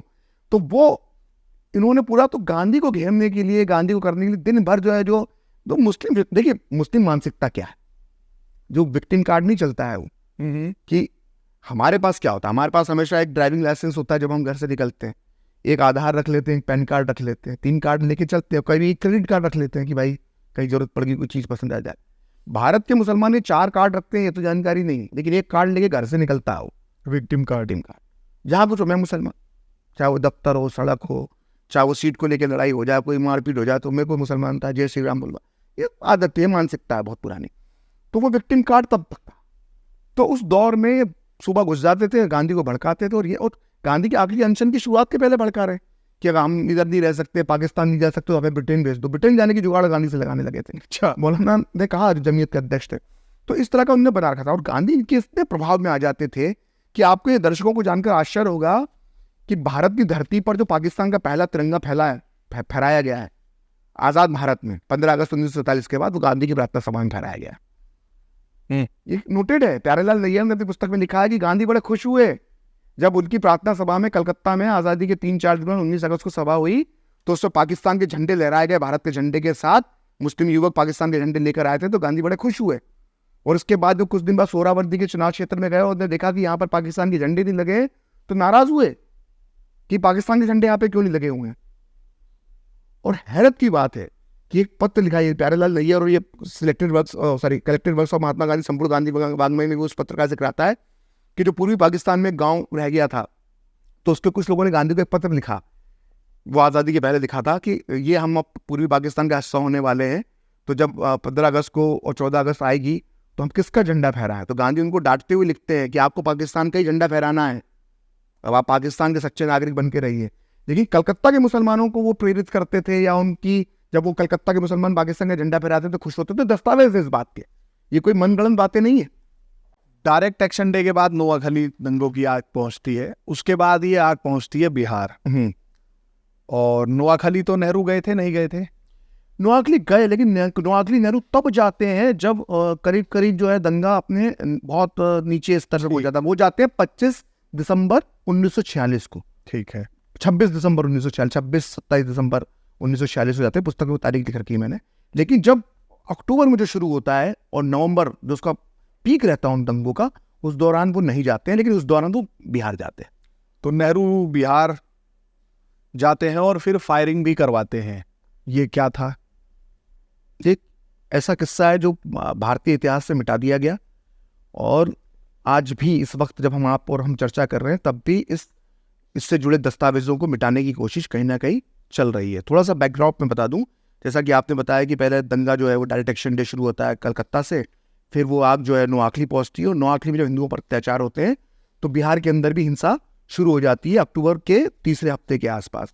तो इस दंगों की शुरुआत जो होती है, तो ऐसा नहीं कोई एक तरफा दंगा हो रहा था। मुस्लिम लोगों ने कुछ इस तरह के पैम्फलेट वहाँ पर बांटे थे जिससे हिंदू लोग नाराज हो गए थे, क्योंकि बिहार में मुस्लिम लीग बहुत पावरफुल थी, बहुत कम लोग जानते हैं। और आज भी बिहार से पलायन नहीं हुआ है, आज भी वो लोग जो मुस्लिम लीग के जो कार्यकर्ता थे उनके आज भी वंशज बिहार के अंदर रहते हैं। तो मुस्लिम लीग बड़ी पावरफुल थी, तो मुस्लिम लीग ने बिहार के अंदर जो है, संख्या भी अच्छी थी मुस्लिमों की वहाँ पर तब, तो इस तरह के पैम्फलेट वगैरह बंटवाए। कुछ दिवालियों पर, दिवाली के अगले दिन जो जुलूस वगैरह निकले शोभा यात्रा निकली, तो उसमें पथराव वथराव हुए, जैसा आज भी ससाराम और नालंदा में हम जो हो रहा है हम देख रहे हैं। इस तरह की जब घटनाएं हुई तो बिहार में भी दंगा भड़क गया।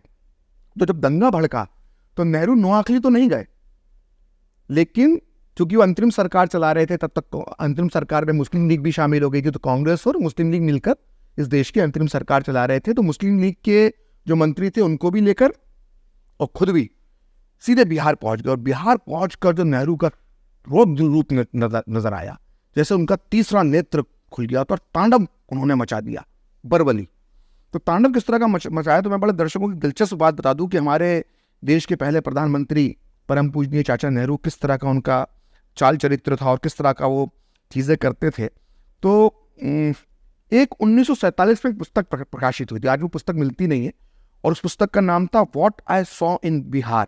और ये पुस्तक लिखी है हरदास जी जो थे, उन्होंने ये पुस्तक लिखी है। उनका पूरा नाम था बाल शास्त्री हरदास। तो वो एक किस्सा लिखते हैं, इस किस्से से मालूम पड़ जाएगा कि नेहरू जब बिहार में पहुंचे थे तो उनका माइंडसेट किस तरह का था। तो बालकृष्ण शास्त्री हरदास अपनी पुस्तक में लिखते हैं, जो उन्होंने अपनी आंखों से देखा था, क्योंकि पुस्तक का नाम ही है what I saw in Bihar. उसमें वो लिखते हैं कि एक बार जब एक हिंदू ने नेहरू से सवाल पूछ लिया तो नेहरू उसे मारने के लिए दौड़े। नेहरू की लात खाने के डर से वह युवक भागता हुआ नदी में कूद गया। उतावले नेहरू ने भी उसका पीछा करते हुए नदी में छलांग लगा दी और तैरना शुरू कर दिया।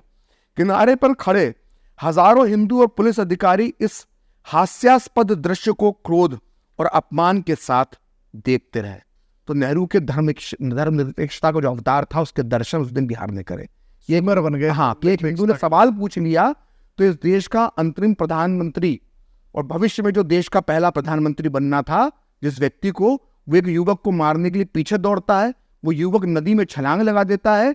तो हमारे देश का अंतरिम सरकार का प्रधानमंत्री, देश के भविष्य का पहला प्रधानमंत्री जो बनने वाला था, वो एक छोटे से युवक के लिए नदी में छलांग लगा देता है, उसको मारने के लिए पीछे पीछे तैरने लगता है। सोचिए कैसा भला कॉमेडी फिल्म का सीन लगता है। ये हमारे देश के पहले प्रधानमंत्री कर रहे। तो ये बात के प्रखर श्रीवास्तव नहीं कह रहा, ये कौन कह रहे हैं? बाल शास्त्री हरदास, जो इस घटना के चश्मदीद गवाह थे, 1947 में पुस्तक लिख दी थी। तो इस तरह का व्यवहार नेहरू का था। फिर नेहरू ने क्या किया, गया उन्होंने एक भाषण दिया, शायद 4 नवंबर के आसपास उनका यह भाषण था, जिसमें उन्होंने कह दिया कि अगर हिंदू दंगाई रुके नहीं, हालांकि हिंदू दंगाई निकाले कि दंगाइयों से उनका मतलब वही था कि अगर दंगाई रुके नहीं, इस तरह की हरकतों से बाज नहीं आए, तो फिर सेना उन पर हवाई बमबारी करेगी। तो अपने ही लोगों पर, अपने ही राज्य के नागरिकों पर, भाई इस देश में तो कितने बड़े बड़े दंगे हुए हैं। भागलपुर का दंगा हुआ, मुरादाबाद का दंगा हुआ, कांग्रेस के शासन में कितने बड़े दंगे हुए। लेकिन कभी हवाई हमला हो, कश्मीर में तो कितने हालात खराब रहे, कभी हवाई, एक नॉर्थ ईस्ट के गन्ना में 1962 में मेरे ख्याल से एयरफोर्स से हमला, वो तो खैर अलग विषय हो गया, लेकिन एक बार को छोड़ दिया, इंदिरा गांधी ने नॉर्थ ईस्ट पे हमला करवाया था, हवाई हमला अपनी, वैसे नहीं मिलता, तो नेहरू ने सीधे हवाई हमले की धमकी दे दी। तो गांधी जी को बड़ा बुरा लगा कि यार मेरा चेला होकर, मेरा शिष्य होकर ये इस तरह की अंग्रेजों, तो गांधी ने कहा कि ये तो अंग्रेजों का तरीका हुआ, मतलब आपके हाथ में सत्ता आ गई है तो क्या आप मतलब अपने लोगों पे हवाई बमबारी करवाएंगे, तो अंग्रेजों का तरीका है, मुझे स्वीकार नहीं है। तो नेहरू डर गया, तो नेहरू ने वो बयान पलट लिया और कहा कि मेरा, लेकिन selected works of Jawaharlal Nehru में जो 1989 में प्रकाशित हुई, अभी वर्तमान में जो 2003 में प्रकाशित हुई, उसमें हटा दिया गया। मैं भी इस बारे में विषय में बात करूंगा, बहुत जरूरी है। तो उसमें प्रकाशित दोनों बयान होते हैं। तो नेहरू ने हवाई बमबारी की धमकी दी, और मीडिया रिपोर्ट्स भी है, आनंद बाजार पत्रिका का वो एक अखबार है, वो आजकल बड़ा ट्रेंड भी करता है कई बार कि हवाई बमबारी की धमकी नेहरू ने दी थी। तो नेहरू का ये रूप था, लेकिन नेहरू का जो असली चेहरा, हिंदू विरोधी चेहरा सामने आता है, वो सामने आता है 5 नवंबर 1946 को। असल में एक जगह है नगर दौसा, पटना से 40 किलोमीटर दूर एक छोटा सा गांव है।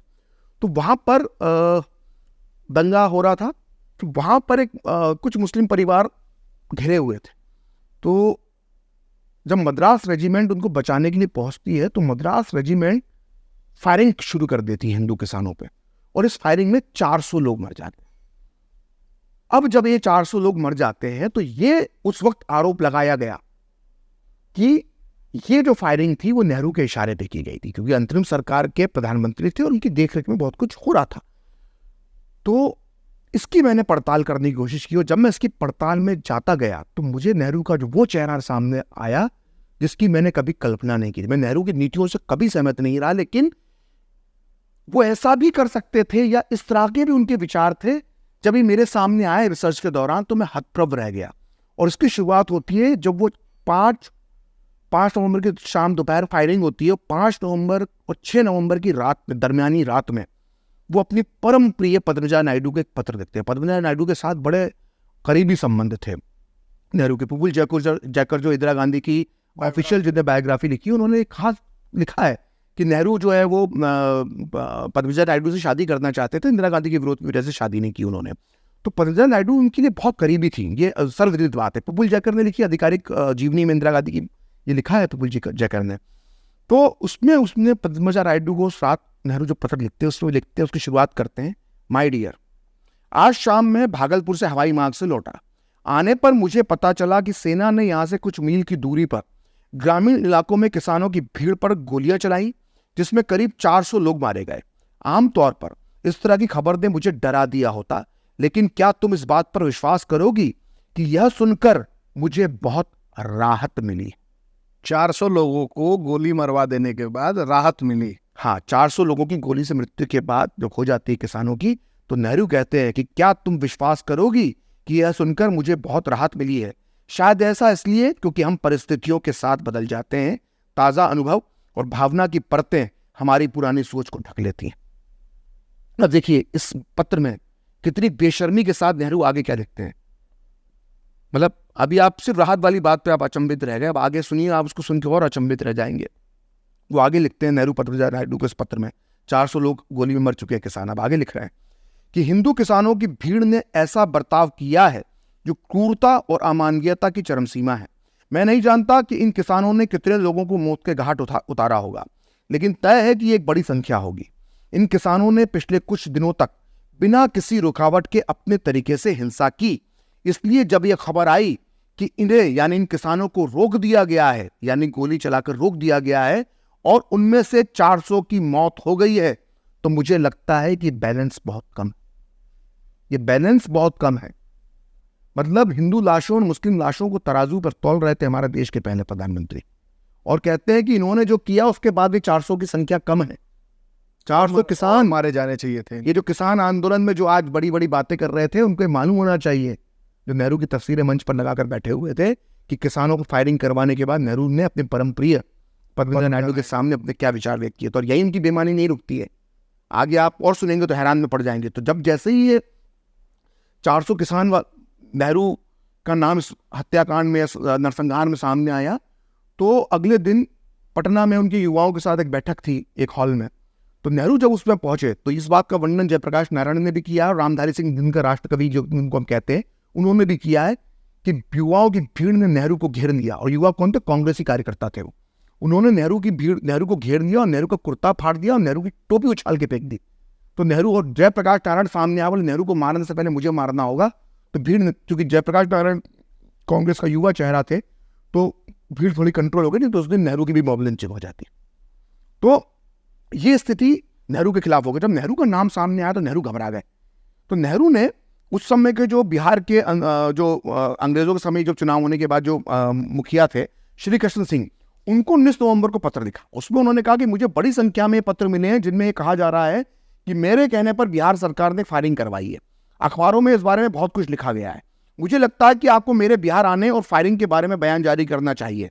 मुझे बताया गया था कि मरने वालों की संख्या 250 से ज्यादा नहीं होगी। यह आंकड़ा किसी भी तरह से बड़ा नहीं है। पहले तो 400 बोलते हैं, फिर 250 बोलते हैं, 250 भी बोलते हैं, आंकड़ा कोई बड़ा नहीं है। जहां तक मेरी बात है तो आप यह बताएं कि मैं आपके निमंत्रण पर बिहार आया था और मैंने आपके कार्य या फैसलों में किसी तरह के हस्तक्षेप नहीं किया। जहां तक फायरिंग की बात है तो मेरा इससे कोई लेना देना नहीं है। तो अपने मुख्यमंत्री पर अंतरिम सरकार का प्रधानमंत्री दबाव बना रहा है कि तुम बयान जारी करो कि जो फायरिंग हुई है उससे कोई मेरा लेना देना नहीं है, मैंने आपके कार्य में कोई हस्तक्षेप नहीं किया। जबकि ये नेहरू बमबारी और इन सबकी धमकी दे रहे थे, तो दबाव डाला। तो कहीं ना कहीं कुछ गड़बड़ थी। अब ये सबूत धीरे धीरे खुलते जा रहे कौशलेश भाई। तो फिर इसके बाद 6 दिन बाद 25 नवंबर को मेरठ में कांग्रेस का अधिवेशन था। तो नेहरू को वहां पर डर लगा कि अब तो मैं गलत फंस जाऊंगा, यहाँ भी मेरा विरोध होगा। 400 हिंदू किसान मर गए और ये नाम मेरा आ रहा है कि मेरे इशारे पर ये मद्रास रेजिमेंट ने फायरिंग करी थी। तो इस जगह पर वो 25 नवंबर को जो मेरठ में अधिवेशन होता है उसमें कहते हैं कि 50-60 मरे थे। तो पद्मजा नायडू को चिट्ठी में लिखते हैं 400 मरे, श्री कृष्ण सिंह को लिखते हैं कि 250 मरे, और जब मेरठ में कांग्रेस अधिवेशन में कहते हैं 50 और 60 मरे। तो अब ये सब चलने के बाद मुझे लगा कि इस बात को कहीं ना कहीं इसका कोई कंक्लूजन तो होना चाहिए। तो उसका कंक्लूजन क्या था वो मुझे रामधारी सिंह दिनकर की पुस्तक लोकदेव नेहरू में मिला। रामधारी सिंह दिनकर राष्ट्रकवि थे, सब हमारे दर्शक जानते हैं। इसके अलावा रामधारी सिंह दिनकर नेहरू के बेहद करीबी थे। नेहरू ने उनको राज्यसभा सांसद बनाया था 1952 में, और रामधारी सिंह दिनकर ने यह तक दावा किया था कि नेहरू तो मुझे अपने मंत्रिमंडल में मंत्री तक बनाना चाहते थे। तो जाहिर है रामधारी सिंह दिनकर एक तो राष्ट्रकवि है, तो जाहिर तौर पर वो झूठी बात गलत बात तो लिखेंगे नहीं, और नेहरू के करीबी थे तो जाहिर तौर पर वो नेहरू के लिए गलत बात भी नहीं लिखेंगे। तो लोकदेव नेहरू में नगर नौसा फायरिंग जिसमें 400 हिंदू किसान मरे थे, उसमें रामधारी सिंह दिनकर विस्तार से लिखते हैं। वो लिखते हैं कि 1946 में जब बिहार में सांप्रदायिक दंगे शुरू हुए तो पंडित नेहरू पटना आए। वह ज्यादातर अपनी ही देख रेख में फौजियों से काम ले रहे थे। रामधारी सिंह दिनकर लिख रहे हैं, कोई प्रकाश श्रीवास्तव नहीं बोल रहा, कोई कौशलेश राय साहब नहीं बोल रहे। वो लिखते हैं रामधारी सिंह दिनकर, मैं फिर से रिपीट कर रहा हूं, कि नेहरू ही ज्यादातर अपनी ही देख रेख में फौजियों से काम ले रहे थे। एक दिन नगर नौसा गांव में फौजियों ने सैकड़ों हिंदुओं को गोली मारकर मौत के घाट उतार दिया। इस समाचार से पटना में बड़ी नाराजगी फैल गई। शाम को पंडित जी जब नौजवानों के बीच भाषण देने सीनेट हॉल पहुंचे तब लड़कों ने उनका कुर्ता फाड़ा और टोपी उड़ा दी, जो मैंने अभी आपको बताया। तो रामधारी सिंह दिनकर ने भी कहा है कि नेहरू अपनी देख रेख में फौज से काम दे रहे थे और 400 किसान, सैकड़ों किसान मरे थे। तो ये बार बार जो नाम आता है नेहरू का इस फायरिंग के अंदर, और नेहरू बार बार अपना बचाव करते हैं, और हालांकि फायरिंग का लगातार समर्थन कर रहे हैं, जो पद्मजा नायडू के लेटर में आता है, ये करते हैं। अब देखिए, ये मैं बात अब थोड़ा सा विषयांतर कर रहा हूं। इतना बड़ा भारत के इतिहास से जुड़ा राज, ये मालूम होना चाहिए देश को, नहीं खासकर उन स्थितियों में मालूम होना चाहिए जब देश में किसान सड़कों पर बैठकर ये दावा करते हैं कि वर्तमान सरकार उनका शोषण कर रही है, उनके खिलाफ है, उनके किसान विरोधी है। तब इस देश का पहला प्रधानमंत्री, जो अंतरिम सरकार का प्रधानमंत्री था, उसके इशारे पर कैसे फायरिंग हो रही थी कथित तौर पर, और कैसे 400 किसान मारे गए एक ही गांव में, ये मालूम होना चाहिए। लेकिन अभी कौशलेश भाई, मैं पहली बार ये किसी ऑडियो वीडियो माध्यम में बता रहा हूँ कि चोरी अभी मेरे को पकड़ाई में आई है, क्योंकि ये पुस्तक लिखने के बाद मुझे मालूम पड़ा कि जो नेहरू मेमोरियल फंड है, नेहरू मेमोरियल लाइब्रेरी, वो अलग है। नेहरू मेमोरियल फंड उसके पीछे वही उसी प्रेमाइसेस से चलता है। उसने नेहरू मेमोरियल फंड के पास ही selected works of Jawaharlal Nehru छापने का राइट्स है। तो उसने जो 2003 का जो संस्करण छापा, उसके अंदर से पूरा चैप्टर बिहार दंगों का गायब कर दिया, जिसमें नगर नौसा फायरिंग, 400 किसान मारे गए, पद्मजा नायडू को जो उन्होंने पत्र लिखा है, श्री कृष्ण सिंह को जो पत्र लिखा है, मेरठ में जो कांग्रेस अधिवेशन में भाषण दिया, ये सब गायब कर दिया गया उसमें। तो ये डिस्टॉर्शन ऑफ हिस्ट्री में आएगा, नहीं आएगा? बिल्कुल आना चाहिए। और मेरी पुस्तक में कैसे, क्योंकि मैंने मदद ली 1984 में जो संस्करण छपा था सिलेक्टेड वर्क्स और जवाहरलाल नेहरू का भारत सरकार की देखरेख में, तब इंदिरा गांधी प्रधानमंत्री थी, उन्होंने इस सीरीज की शुरुआत की थी। एस गोपाल पूर्व राष्ट्रपति राधाकृष्णन के बेटे, कम्युनिस्ट विचारधारा के थे, जेएनयू में थे, बहुत घनघोर कम्युनिस्ट थे। उनकी देखरेख में संपादन के अंदर सिलेक्टेड वर्क्स और जवाहरलाल नेहरू के 90 खंड छपे। तो उसमें सीरीज 2 के वॉल्यूम 1 के पेज नंबर 65 पर ये नगर नौसा फायरिंग के बाद पद्मजा नायडू को लिखा जो पत्र वो आता है, लेकिन वो 1984 का संस्करण है। उसके बाद वो रिप्रिंट होता है 1989 में, उसके अंदर ही मौजूद रहता है कि 2003 में जो वर्तमान में वेबसाइट में पड़ा हुआ है उसमें से उड़ा दिया गया। तो इस पे तो एक इंक्वायरी कमीशन बैठना चाहिए, सरकार को बैठाना चाहिए, क्योंकि ये सिर्फ ये समझने की जरूरत है कि ये सिर्फ नेहरू की कोई प्राइवेट प्रॉपर्टी नहीं है, नेहरू गांधी परिवार की, ये राष्ट्र की धरोहर है, राष्ट्र की संपत्ति है। देश के प्रधानमंत्री ने क्या बोला, क्या कहा, क्या होना चाहिए, ये सब कुछ दस्तावेज भारत सरकार के खर्चे पर हुआ है। इस दस्तावेज का जो लिपिबद्ध हुआ है, ये पूरा दस्तावेज अलग पत्र, इसमें पूरी सैकड़ों लोगों की टीम लगी है, उनका सैलरी गई है, सरकारी संसाधनों का इस्तेमाल हुआ है, लाखों रुपए खर्च हुए हैं 70 और 80 और 90 के दशक में, तब ये 90 खंड बने हैं। और इन खंडों में 2003 के बाद छेड़खानी हो रही है। तो कौन कर रहा है छेड़खानी, किस परिवार के इशारे पर छेड़खानी हो रही है? सिर्फ इसलिए कि नेहरू के बारे में कुछ गलत चीजें न मालूम पड़े। विषय नेहरू नहीं है। एक प्रधानमंत्री का 17 साल का जो कार्यकाल रहा, वो जब उनके पूरे लिखे पत्र सामने आते हैं तो एक देश का वो इतिहास होता है। आप उस इतिहास के साथ छेड़छाड़ कर रहे हैं। किस परिवार के कहने पर ये इतिहास के साथ छेड़छाड़ हो रही है अभी तक? ये छुपा नहीं होना चाहिए किसी के साथ, ये छुपा नहीं होना चाहिए देश के साथ। तो इस पे मिनिमम कम से कम आरटीआई तो मैं ही लगाऊंगा कि ये भाई आपके साथ ये एडिट करने को कहा किसने था इनको, जब ये देश को सच मालूम होना चाहिए। बिल्कुल बिल्कुल। एक आप अपनी पुस्तक में बताते हैं कि दिल्ली को दहलाने की साजिश, जैसे आपकी एक मैंने वीडियो भी देखी थी जिसमें आपने 1945-46 में जो चुनाव हुए थे उसका बड़ा शानदार विश्लेषण किया था, क्योंकि एक कॉमन रेफरेंस चलता है टीवी डिबेट्स में भी कि हमारे पुरखों ने तो पाकिस्तान, सभी का खून शामिल है यहाँ की मिट्टी में, किसी का बाप का हिंदुस्तान। ये वाला जो था इंदौर का ही था, वो रात इंदौरी का ही शेर है मेरे ख्याल से जी, राजी। और ऐसा आप ही बताते हैं कि उस समय जो मुसलमानों ने मुस्लिम लीग के पक्ष में वोट किया था, उन्हें लगता था कि जो पाकिस्तान बनेगा उसका नक्शा मुगल काल के भारत की तरह होगा, यानी दिल्ली, आगरा, लखनऊ, उसकी राजधानी दिल्ली होना चाहिए जो मुगलों की पाकिस्तान की। हाँ, और उसकी सीमाएं आना चाहिए आगरा तक। तो जब आगरा से ऊपर पाकिस्तान तक, जो अभी वर्तमान पाकिस्तान है, मतलब आप समझ लीजिए NWFP जो उनका सीमांत प्रांत है, आगरा से शुरू होकर पूरा होना चाहिए, वो पाकिस्तान होना चाहिए। और आगरा के नीचे का जो हिस्सा है जिसको हम दक्षिण कहते हैं, वो भारत होना चाहिए। ये मुस्लिम लीग ने ख्वाब दिखाया था उस वक्त के मुसलमानों। फिर जब ये हुआ नहीं, ये ख्वाब पूरा हुआ नहीं, तो उसके बाद इन्होंने दिल्ली को दहलाने की साजिश भी की, प्रस्ताव भी पारित किए, और एक ऐसा चला भी था कि ये तख्ता पलट के लिए नेहरू की चल पड़े थे। ये सब क्या था, जरा बताएं। देखिए 1947 में जब भारत आजाद होने वाला था, तो 17 मई 1947 को जो दिल्ली के मुसलमान थे उन्होंने एक प्रस्ताव पारित किया। ये सब दिल्ली के मुसलमानों ने, देखिए मुस्लिम लीग को खाद पानी देने वाले कौन थे? दिल्ली के मुसलमान, अलीगढ़ के मुसलमान, लखनऊ के मुसलमान, मुजफ्फरनगर के, उत्तर प्रदेश के, मध्य प्रदेश के, भोपाल के, महाराष्ट्र के, आपके कर्नाटक के, साउथ के, सबके यही मुसलमान थे, बंगाल के। ये सब मुस्लिम लीग को एक तरफा जिता के लाते 45-46 के चुनाव में। तो इस पर मैं काफ़ी बोल चुका हूँ, इसलिए मैं इसको डिटेल में नहीं जा रहा हूँ।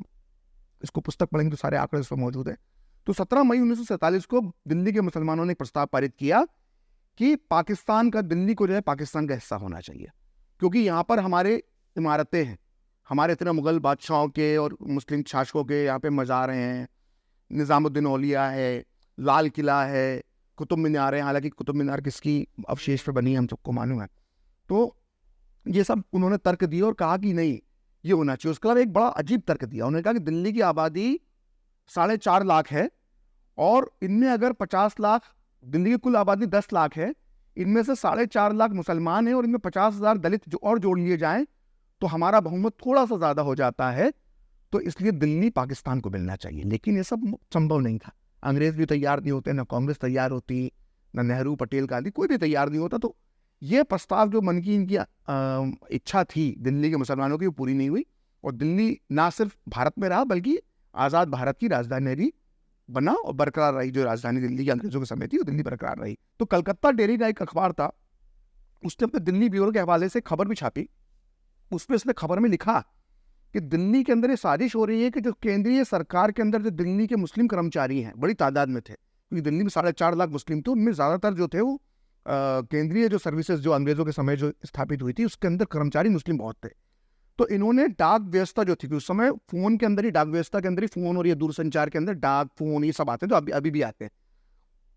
तो टेलीग्राम, पूरी डाक व्यवस्था, फोन लाइन, जो भी सिस्टम उस दौर के अंदर जो संसाधन थे, उन पर कब्जा करने का प्लान बनाया। ये कलकत्ता दिल्ली की उस दौर की खबर है, लेकिन ये लीक हो गई और तत्काल मुस्लिम अधिकारी जो है ऐसी की पोजीशन पे जो बैठे थे उनको हटाया गया। ये अंग्रेजों के समय शुरू हो गया था, अभी भारत आज़ाद नहीं हुआ है। और भारत जब आज़ाद हो गया तो 15 अगस्त को पूरे दिल्ली ने जश्न मनाया। हमें खूब दिखाए जाते हैं वो तस्वीरें, नेहरू जी खड़े हैं छत पर संसद भवन की, पाँव ऐसे रख के, और लोग दौड़ रहे हैं, खुशियां मना रहे हैं, इंद्रधनुष बन गया। लेकिन ये इंद्रधनुष की जो छटा थी वो 6 दिन के अंदर फिजा बिगड़ गई।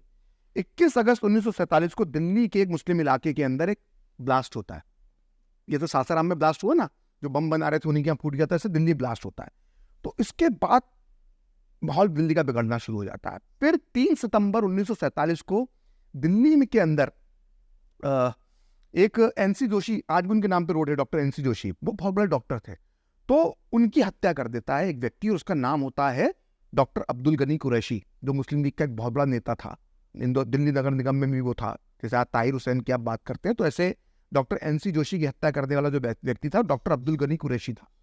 तो डॉक्टर, इसका भी दिलचस्प किस्सा इस घटना के बाद आपको बताऊं। तो डॉक्टर अब्दुल गनी कुरैशी भीड़ लेकर आता है और डॉक्टर एनसी जोशी की हत्या कर देता है, इनके नाम पर रोड का है।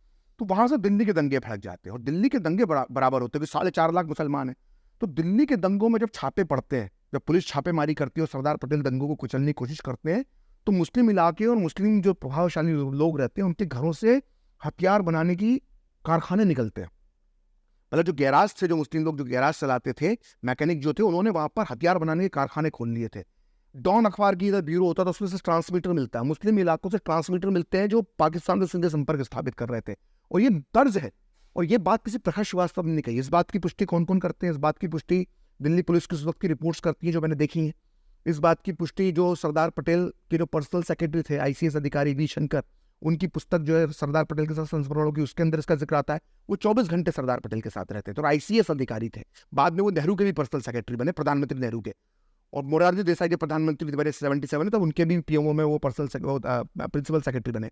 तो वो बहुत बड़े अधिकारी थे। तो वो सरदार पटेल के साथ घूमते थे, तो छापों के अंदर वो देखते थे किस तरह से मिल रहा है। तो क्या क्या बताया मैंने आपको, दिल्ली पुलिस की रिपोर्ट, सरदार पटेल के सेक्रेटरी वी शंकर की पुस्तक का हवाला, उसके अलावा मणिबेन की डायरी के अंदर जिक्र मिलता है। आचार कृपलानी लिखते हैं कि हथियार जमा कर लिए थे, बड़ी बड़ी साजिशें बन रहे थे। NB गाड़गिल जो कृषि भारत के पहले PWD मिनिस्टर थे नेहरू सरकार में, उन्होंने लिखी गवर्नमेंट फ्रॉम इनसाइड, उसके अंदर भी जिक्र करते हैं कि किस तरह से दिल्ली के मुसलमानों ने एक तरह से पूरा ये अपने हथियार जमा कर रखे थे। और इसके अलावा इस बात का जिक्र जो है वो कई किताबों में, कई जानकारी में आता है। तो एक दिन ये तय हुआ, जब माहौल बिगड़ने लगा, तो कई जगहों ऐसे मुसलमान भी थे जो हिंदू बहुल इलाकों में रहते थे। तो वो पुराने किले में शरणार्थी कैंप लगाया गया मुसलमानों के लिए, तो वहां पर शिफ्ट उनको करना था। और हिंदुओं के भी शरणार्थी कैंप थे जो पाकिस्तान से आए थे। 2 तरह के शरणार्थी कैंप दिल्ली के अंदर चल रहे थे। तो मुस्लिमों, कुछ ऐसे मुस्लिम थे जो हिंदू पॉकेट्स में रहते थे, तो वो सुरक्षित उनको शरणार्थी कैंपों में पहुंचा दिया जाए। तो उसके लिए तय किया गया कि एक जगह पर उन्हें इकट्ठा किया जाएगा और वहां से वो मार्च करेंगे। तो ऐसा दावा किया जाता है कि उस मार्च के दौरान ये षड्यंत्र रचा गया था कि ये जब मुस्लिमों की जो 50, 60, 1 लाख की जो भीड़ जो निकलेगी, वो डाइवर्ट हो जाएगी, जिसको आज हम केंद्रीय सचिवालय, नॉर्थ ब्लॉक, साउथ ब्लॉक और ये सब जो कहते हैं, संसद भवन, राष्ट्रपति भवन, ये इस तरफ डाइवर्ट हो जाएगी और यहाँ पर कब्जा करके पाकिस्तान का झंडा फहरा देगी और पूरा डीरेल सिस्टम हो जाएगा। तो इसकी जब जानकारी मिलती है तो इसके दस्तावेज सामने आते हैं। और इस बात की पुष्टि जस्टिस खोसला, जिन्होंने गोडसे को फांसी दी थी, उन्होंने भी की है कि किस तरह से हथियार वगैरह जमा कर लिए गए। तो ये जो जानकारी है कि इस बारे में NB गाड़गिल ने अपनी पुस्तक में लिखा है, मैं पढ़ देता हूँ कि जिससे बिल्कुल डॉक्यूमेंटेड मेरी बात रहे कि NB गाड़गिल जो पहले PWD मंत्री थे, वो इस जुलूस के बारे में, जो प्लान था मुसलमानों का, उसके बारे में लिखते हैं कि मुसलमानों के मार्च को नई दिल्ली के सचिवालय जाने से रोकने के लिए पूरे रास्ते में सेना लगा दी गई। जब प्लान अंदर की सूचना प्राप्त हो गई, तो मुसलमानों के मार्च को नई दिल्ली के सचिवालय से जाने से रोकने के लिए पूरे रास्ते में सेना लगा दी गई। मुसलमानों की भीड़ अगर हिंसक हो जाती तो गोलीबारी के आदेश देने के लिए रास्ते में कई मजिस्ट्रेट भी तैनात किए गए, क्योंकि मजिस्ट्रेट के आदेश के बिना पुलिस गोली नहीं चला सकती। तो हर थोड़ी थोड़ी दूरी पर, हर 1 किलोमीटर 2 किलोमीटर का एक मजिस्ट्रेट खड़ा हुआ था कि जहां भी हिंसा हो गोली चलाने के आदेश दे दें। ये NB गाड़गिल लिख रहे हैं, भारत के कैबिनेट मंत्री थे वो, पहले कैबिनेट में। तो फिर कारगिल आगे लिखते हैं कि मुसलमानों की यह भीड़ अनियंत्रित होकर नई दिल्ली की तरफ जब जाने लगी थी तो इसके बाद सेना को गोली भी चलानी पड़ी, जिसमें कुछ मुसलमान मारे गए। आखिर बड़ी मशक्कत के बाद 1 लाख मुसलमानों को पूरा पुराना किला कैंप के पास पहुंचा दिया गया।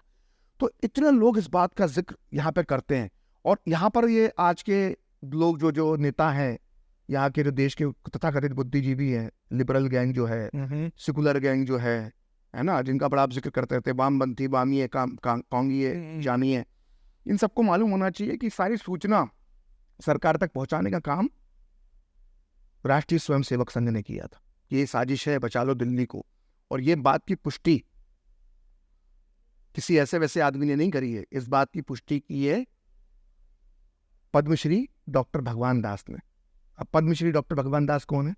जिन्होंने काशी विद्यापीठ के जो स्थापना हुई तो उसके संस्थापकों में से एक थे। उनके बेटे जो थे वो पाकिस्तान में भारत के पहले हाई कमिश्नर थे, और उनके नाम पर जहाँ रोड है भगवान, सुप्रीम कोर्ट जो रोड है वो भारत रत्न भगवान दास के नाम पर है। तो डॉक्टर भगवान दास ने 1948 में एक लेख में जो लिखा है, वो जरा इस देश के निबरू गैंग को पढ़ना सुनाना अगर तो बिल्कुल भगवान दास ने लिखा है, डॉक्टर भगवान दास, भारत रत्न डॉक्टर भगवान दास लिखते हैं कि मुझे विश्वस्त सूत्रों से पता चला है कि राष्ट्रीय स्वयंसेवक संघ के अनेक नवयुवकों ने मुस्लिम लीगियों की 10 सितंबर 1947 को तख्ता पलट करने की साजिश के बारे में ठीक समय पर सरदार पटेल और नेहरू जी को सूचित कर दिया था।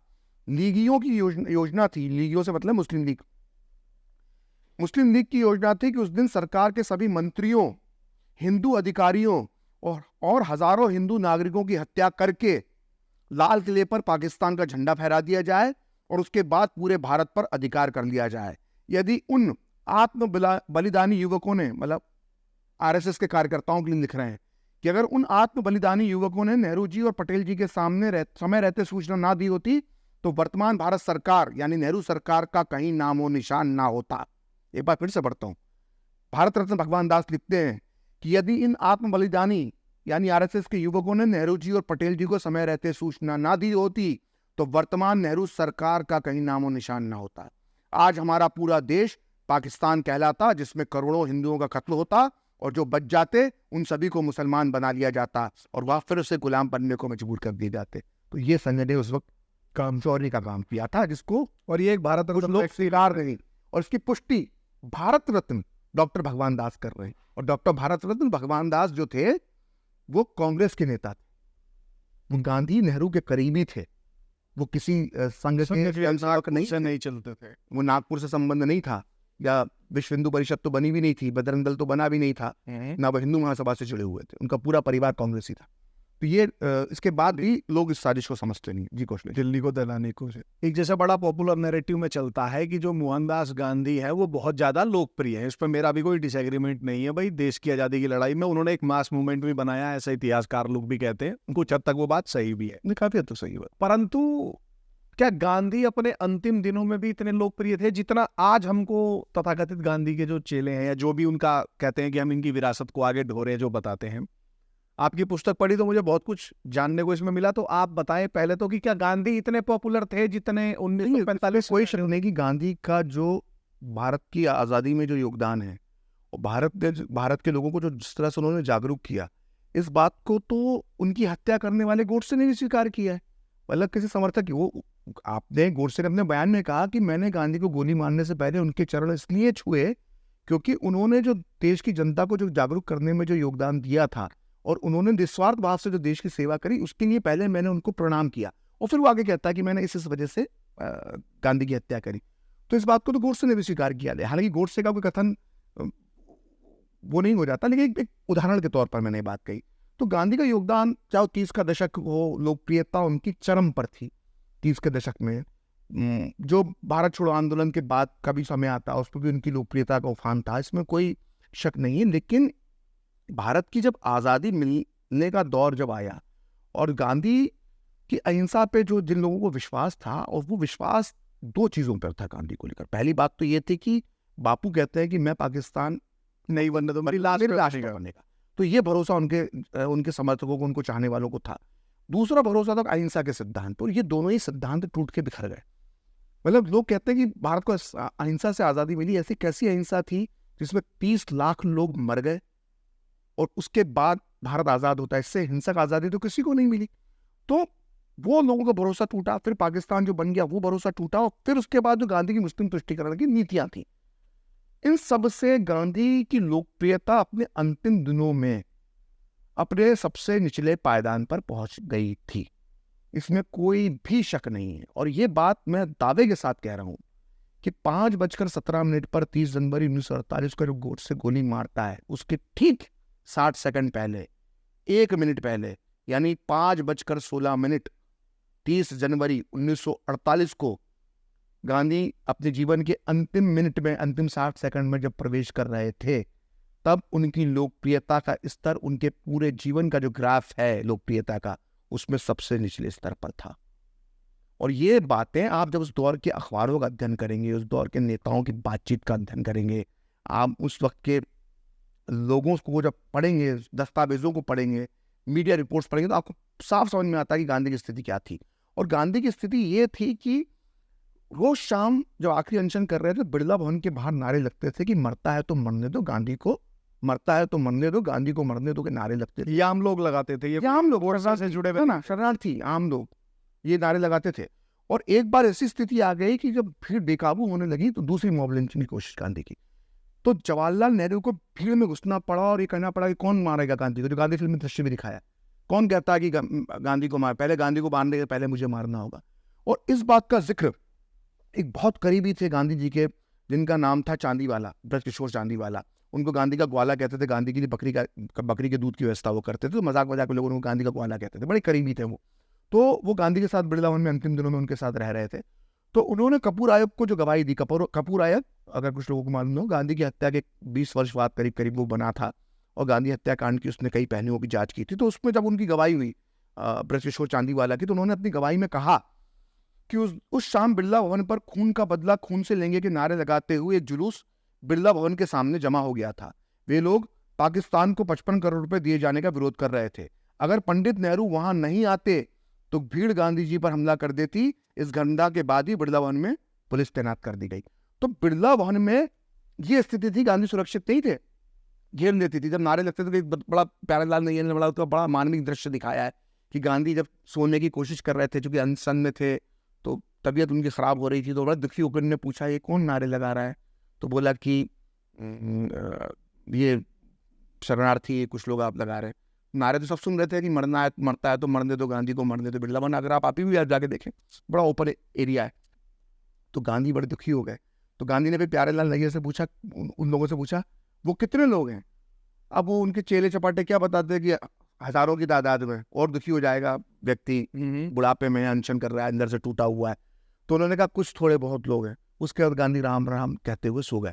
तो कहने का मतलब यह है कि गांधी की स्थिति ये हो गई थी। गांधी अपने आप को खुद, प्यारेलाल नैयर पूरे समय उनके साथ रहते थे, गांधी खुद प्यारेलाल नैयर खुद लिखते हैं कि गांधी 2 बातें अपने बारे में कहते थे जब वो चिड़चिड़े हो गए थे। और वो कहते थे अपने उसमें कि जब कोई उनकी बात नहीं सुनता था तो गुस्से में कहते थे कि जब मेरी बात मानते क्यों नहीं हो, मेरी बात सुनते क्यों नहीं हो, देखो एक मुर्दा तुमसे ये कह रहा है। फिर दूसरी बात वो कहते थे, अरे मेरी बात मान लो, चिता पर बैठा एक मुर्दा तुमसे ये कह रहा है। वो खुद को चिता पर बैठा हुआ मुर्दा तक कहने लगे थे। वो राजनीतिक तौर पर खत्म हो चुके, मान चुके हैं। उनके एक बहुत बड़े चेले थे मौलाना अबुल कलाम आजाद। अब मौलाना अबुल कलाम आजाद की बात तो कॉन्स्टिट्यूशन राइट माननी पड़ेगी ना, मतलब इस देश में हम भारत के पहले शिक्षा मंत्री की बात नहीं मानेंगे। तो मौलाना अबुल कलाम आजाद ने अपनी पुस्तक इंडिया विंस फ्रीडम में लिखा है कि गांधी अपने अंतिम दिनों के अंदर उनकी बड़ी से बड़ी अपीलों का कोई असर नहीं होता था। मतलब गांधी कोई अपील करते थे कि ऐसा करना चाहिए देश को, तो कोई असर नहीं होता था।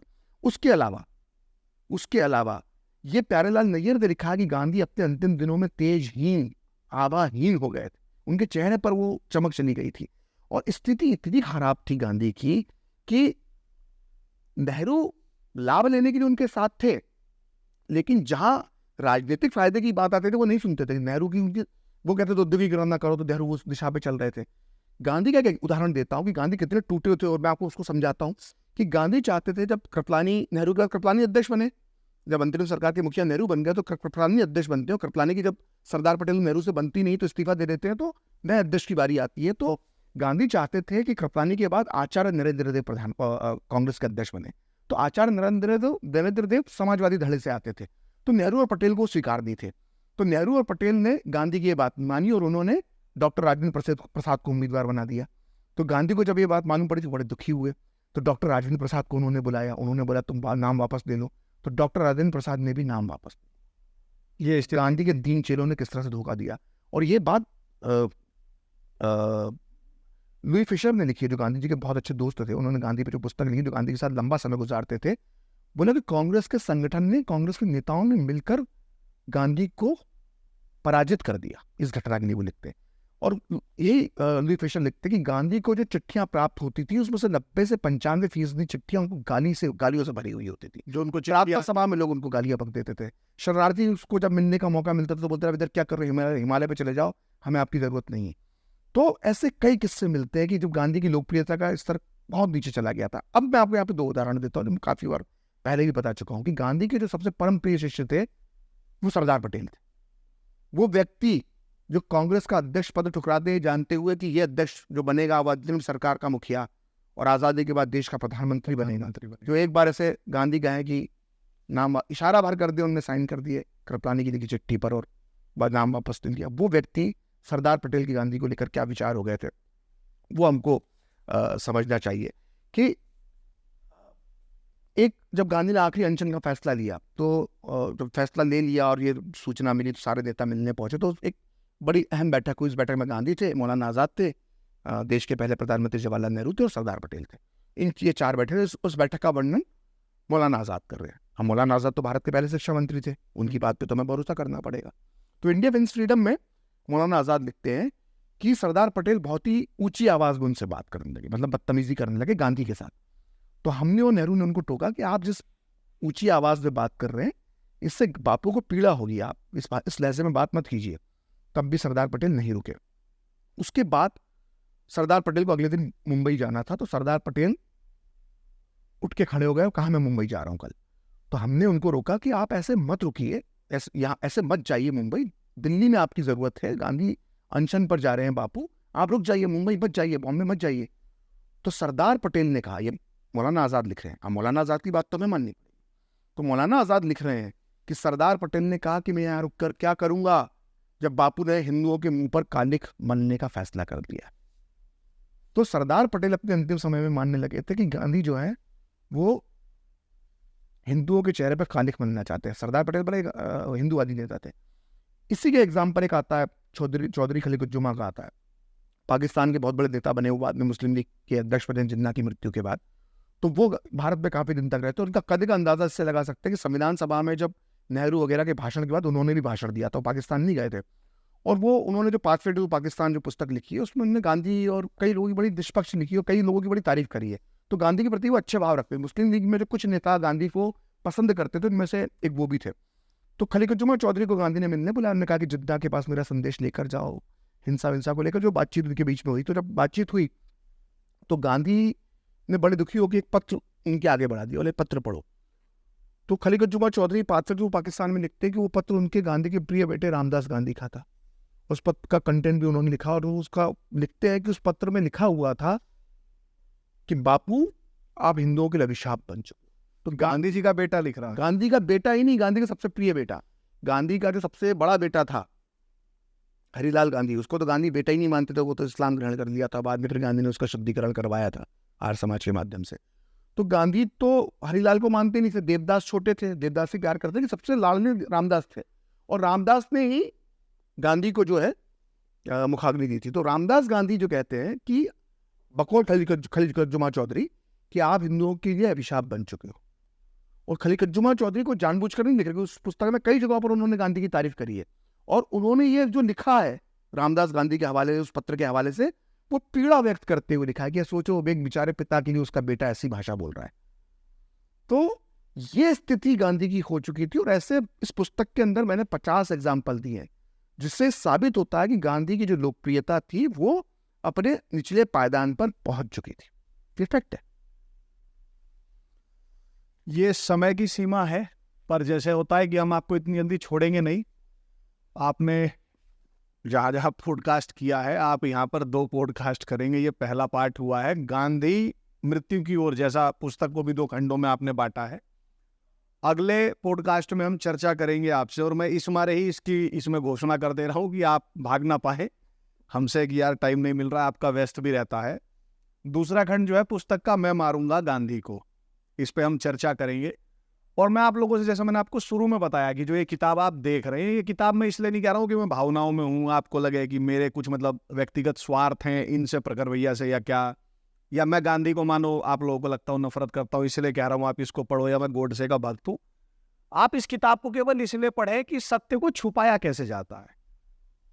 सत्य को छुपाया कैसे जाता है। हम सबको बड़ा घमंड होता है कि हम बहुत पढ़े लिखे हैं। मुझे आज पता लगा कि सरदार वल्लभ भाई पटेल पर 2 गोली चली, ये मुझे ही नहीं पता था, और मेरी जानकारी में जितने हैं उन्हें भी नहीं पता, जिनसे मैं मिला हुआ, नहीं तो मुझे पता, लोगों को पता है। ऐसी न जाने कितनी चीजें हैं। और एक मतलब आम लोगों की शिकायत रहती है कि हिंदी में अच्छी किताबें आती नहीं है, और मैं सही बता रहा हूं, तो मैंने हिंदी में इतनी शानदार किताब पढ़ी नहीं। और इस विषय पे जैसे नाथूराम गोडसे की भी पुस्तक है, और पुस्तकें आपको मिल जाएंगी, कोनराड एल्स्ट की भी है। पर ये किताब जो है ये अल्ट्रा प्रो मैक्स 512 GB वाला एप्पल का फोन टाइप है। अगर हम तुलना करें इसकी किताबों में, 489 किताबों का सोर्सेज का रेफरेंस है इसमें। जितने इसमें पन्ने हैं उससे थोड़े ही 10-20 कम इन्होंने रेफरेंसेस डाले हैं। तो ये किताब आप जरूर खरीद के पढ़ें। आप खरीदेंगे कहाँ से? तो आपको ये जो वीडियो आप देख रहे हैं इसके डिस्क्रिप्शन में आपको एक लिंक मिल जाएगा। एक नंबर जो है मैं आप लोगों को बोल रहा हूँ, आप लोग लिख सकते हैं स्क्रीन पे जो आप लोगों की चल रहा है, और आप इस पे सिर्फ व्हाट्सएप कर देंगे कि हमको ये किताब चाहिए, तो वो आपके घर पे किताब पहुंचा देंगे। ये स्क्रीन पे जो नंबर है, पढ़ेगा इंडिया का है, आप इनको बताएं और ये किताब आपको घर तक पहुंचाएंगे। आप बता देंगे कि हमने प्रखर भैया का पॉडकास्ट देखा था और उसमें से देख के हम आपकी किताब मंगा रहे हैं, तो वो आपको कुछ डिस्काउंट भी उसमें दे देंगे। ये मेरी उनसे बात हो चुकी है, उन्होंने ऐसा कहा है कि ये किताब पढ़ी जानी चाहिए। आपने यहाँ तक सुना देखा, इसके लिए धन्यवाद प्रखर भैया। आप आए बहुत बहुत धन्यवाद। तो मैं आपको क्या ही वो कहूँ, और आपसे वादा कर रहा हूँ कि अगला पॉडकास्ट भी करेंगे, बहुत जल्दी की कहानी बताएंगे, बहुत जल्दी हम वो करेंगे। तब तक के लिए बने रहिए साथ, मिलते हैं अगले एपिसोड में। जय श्री राम।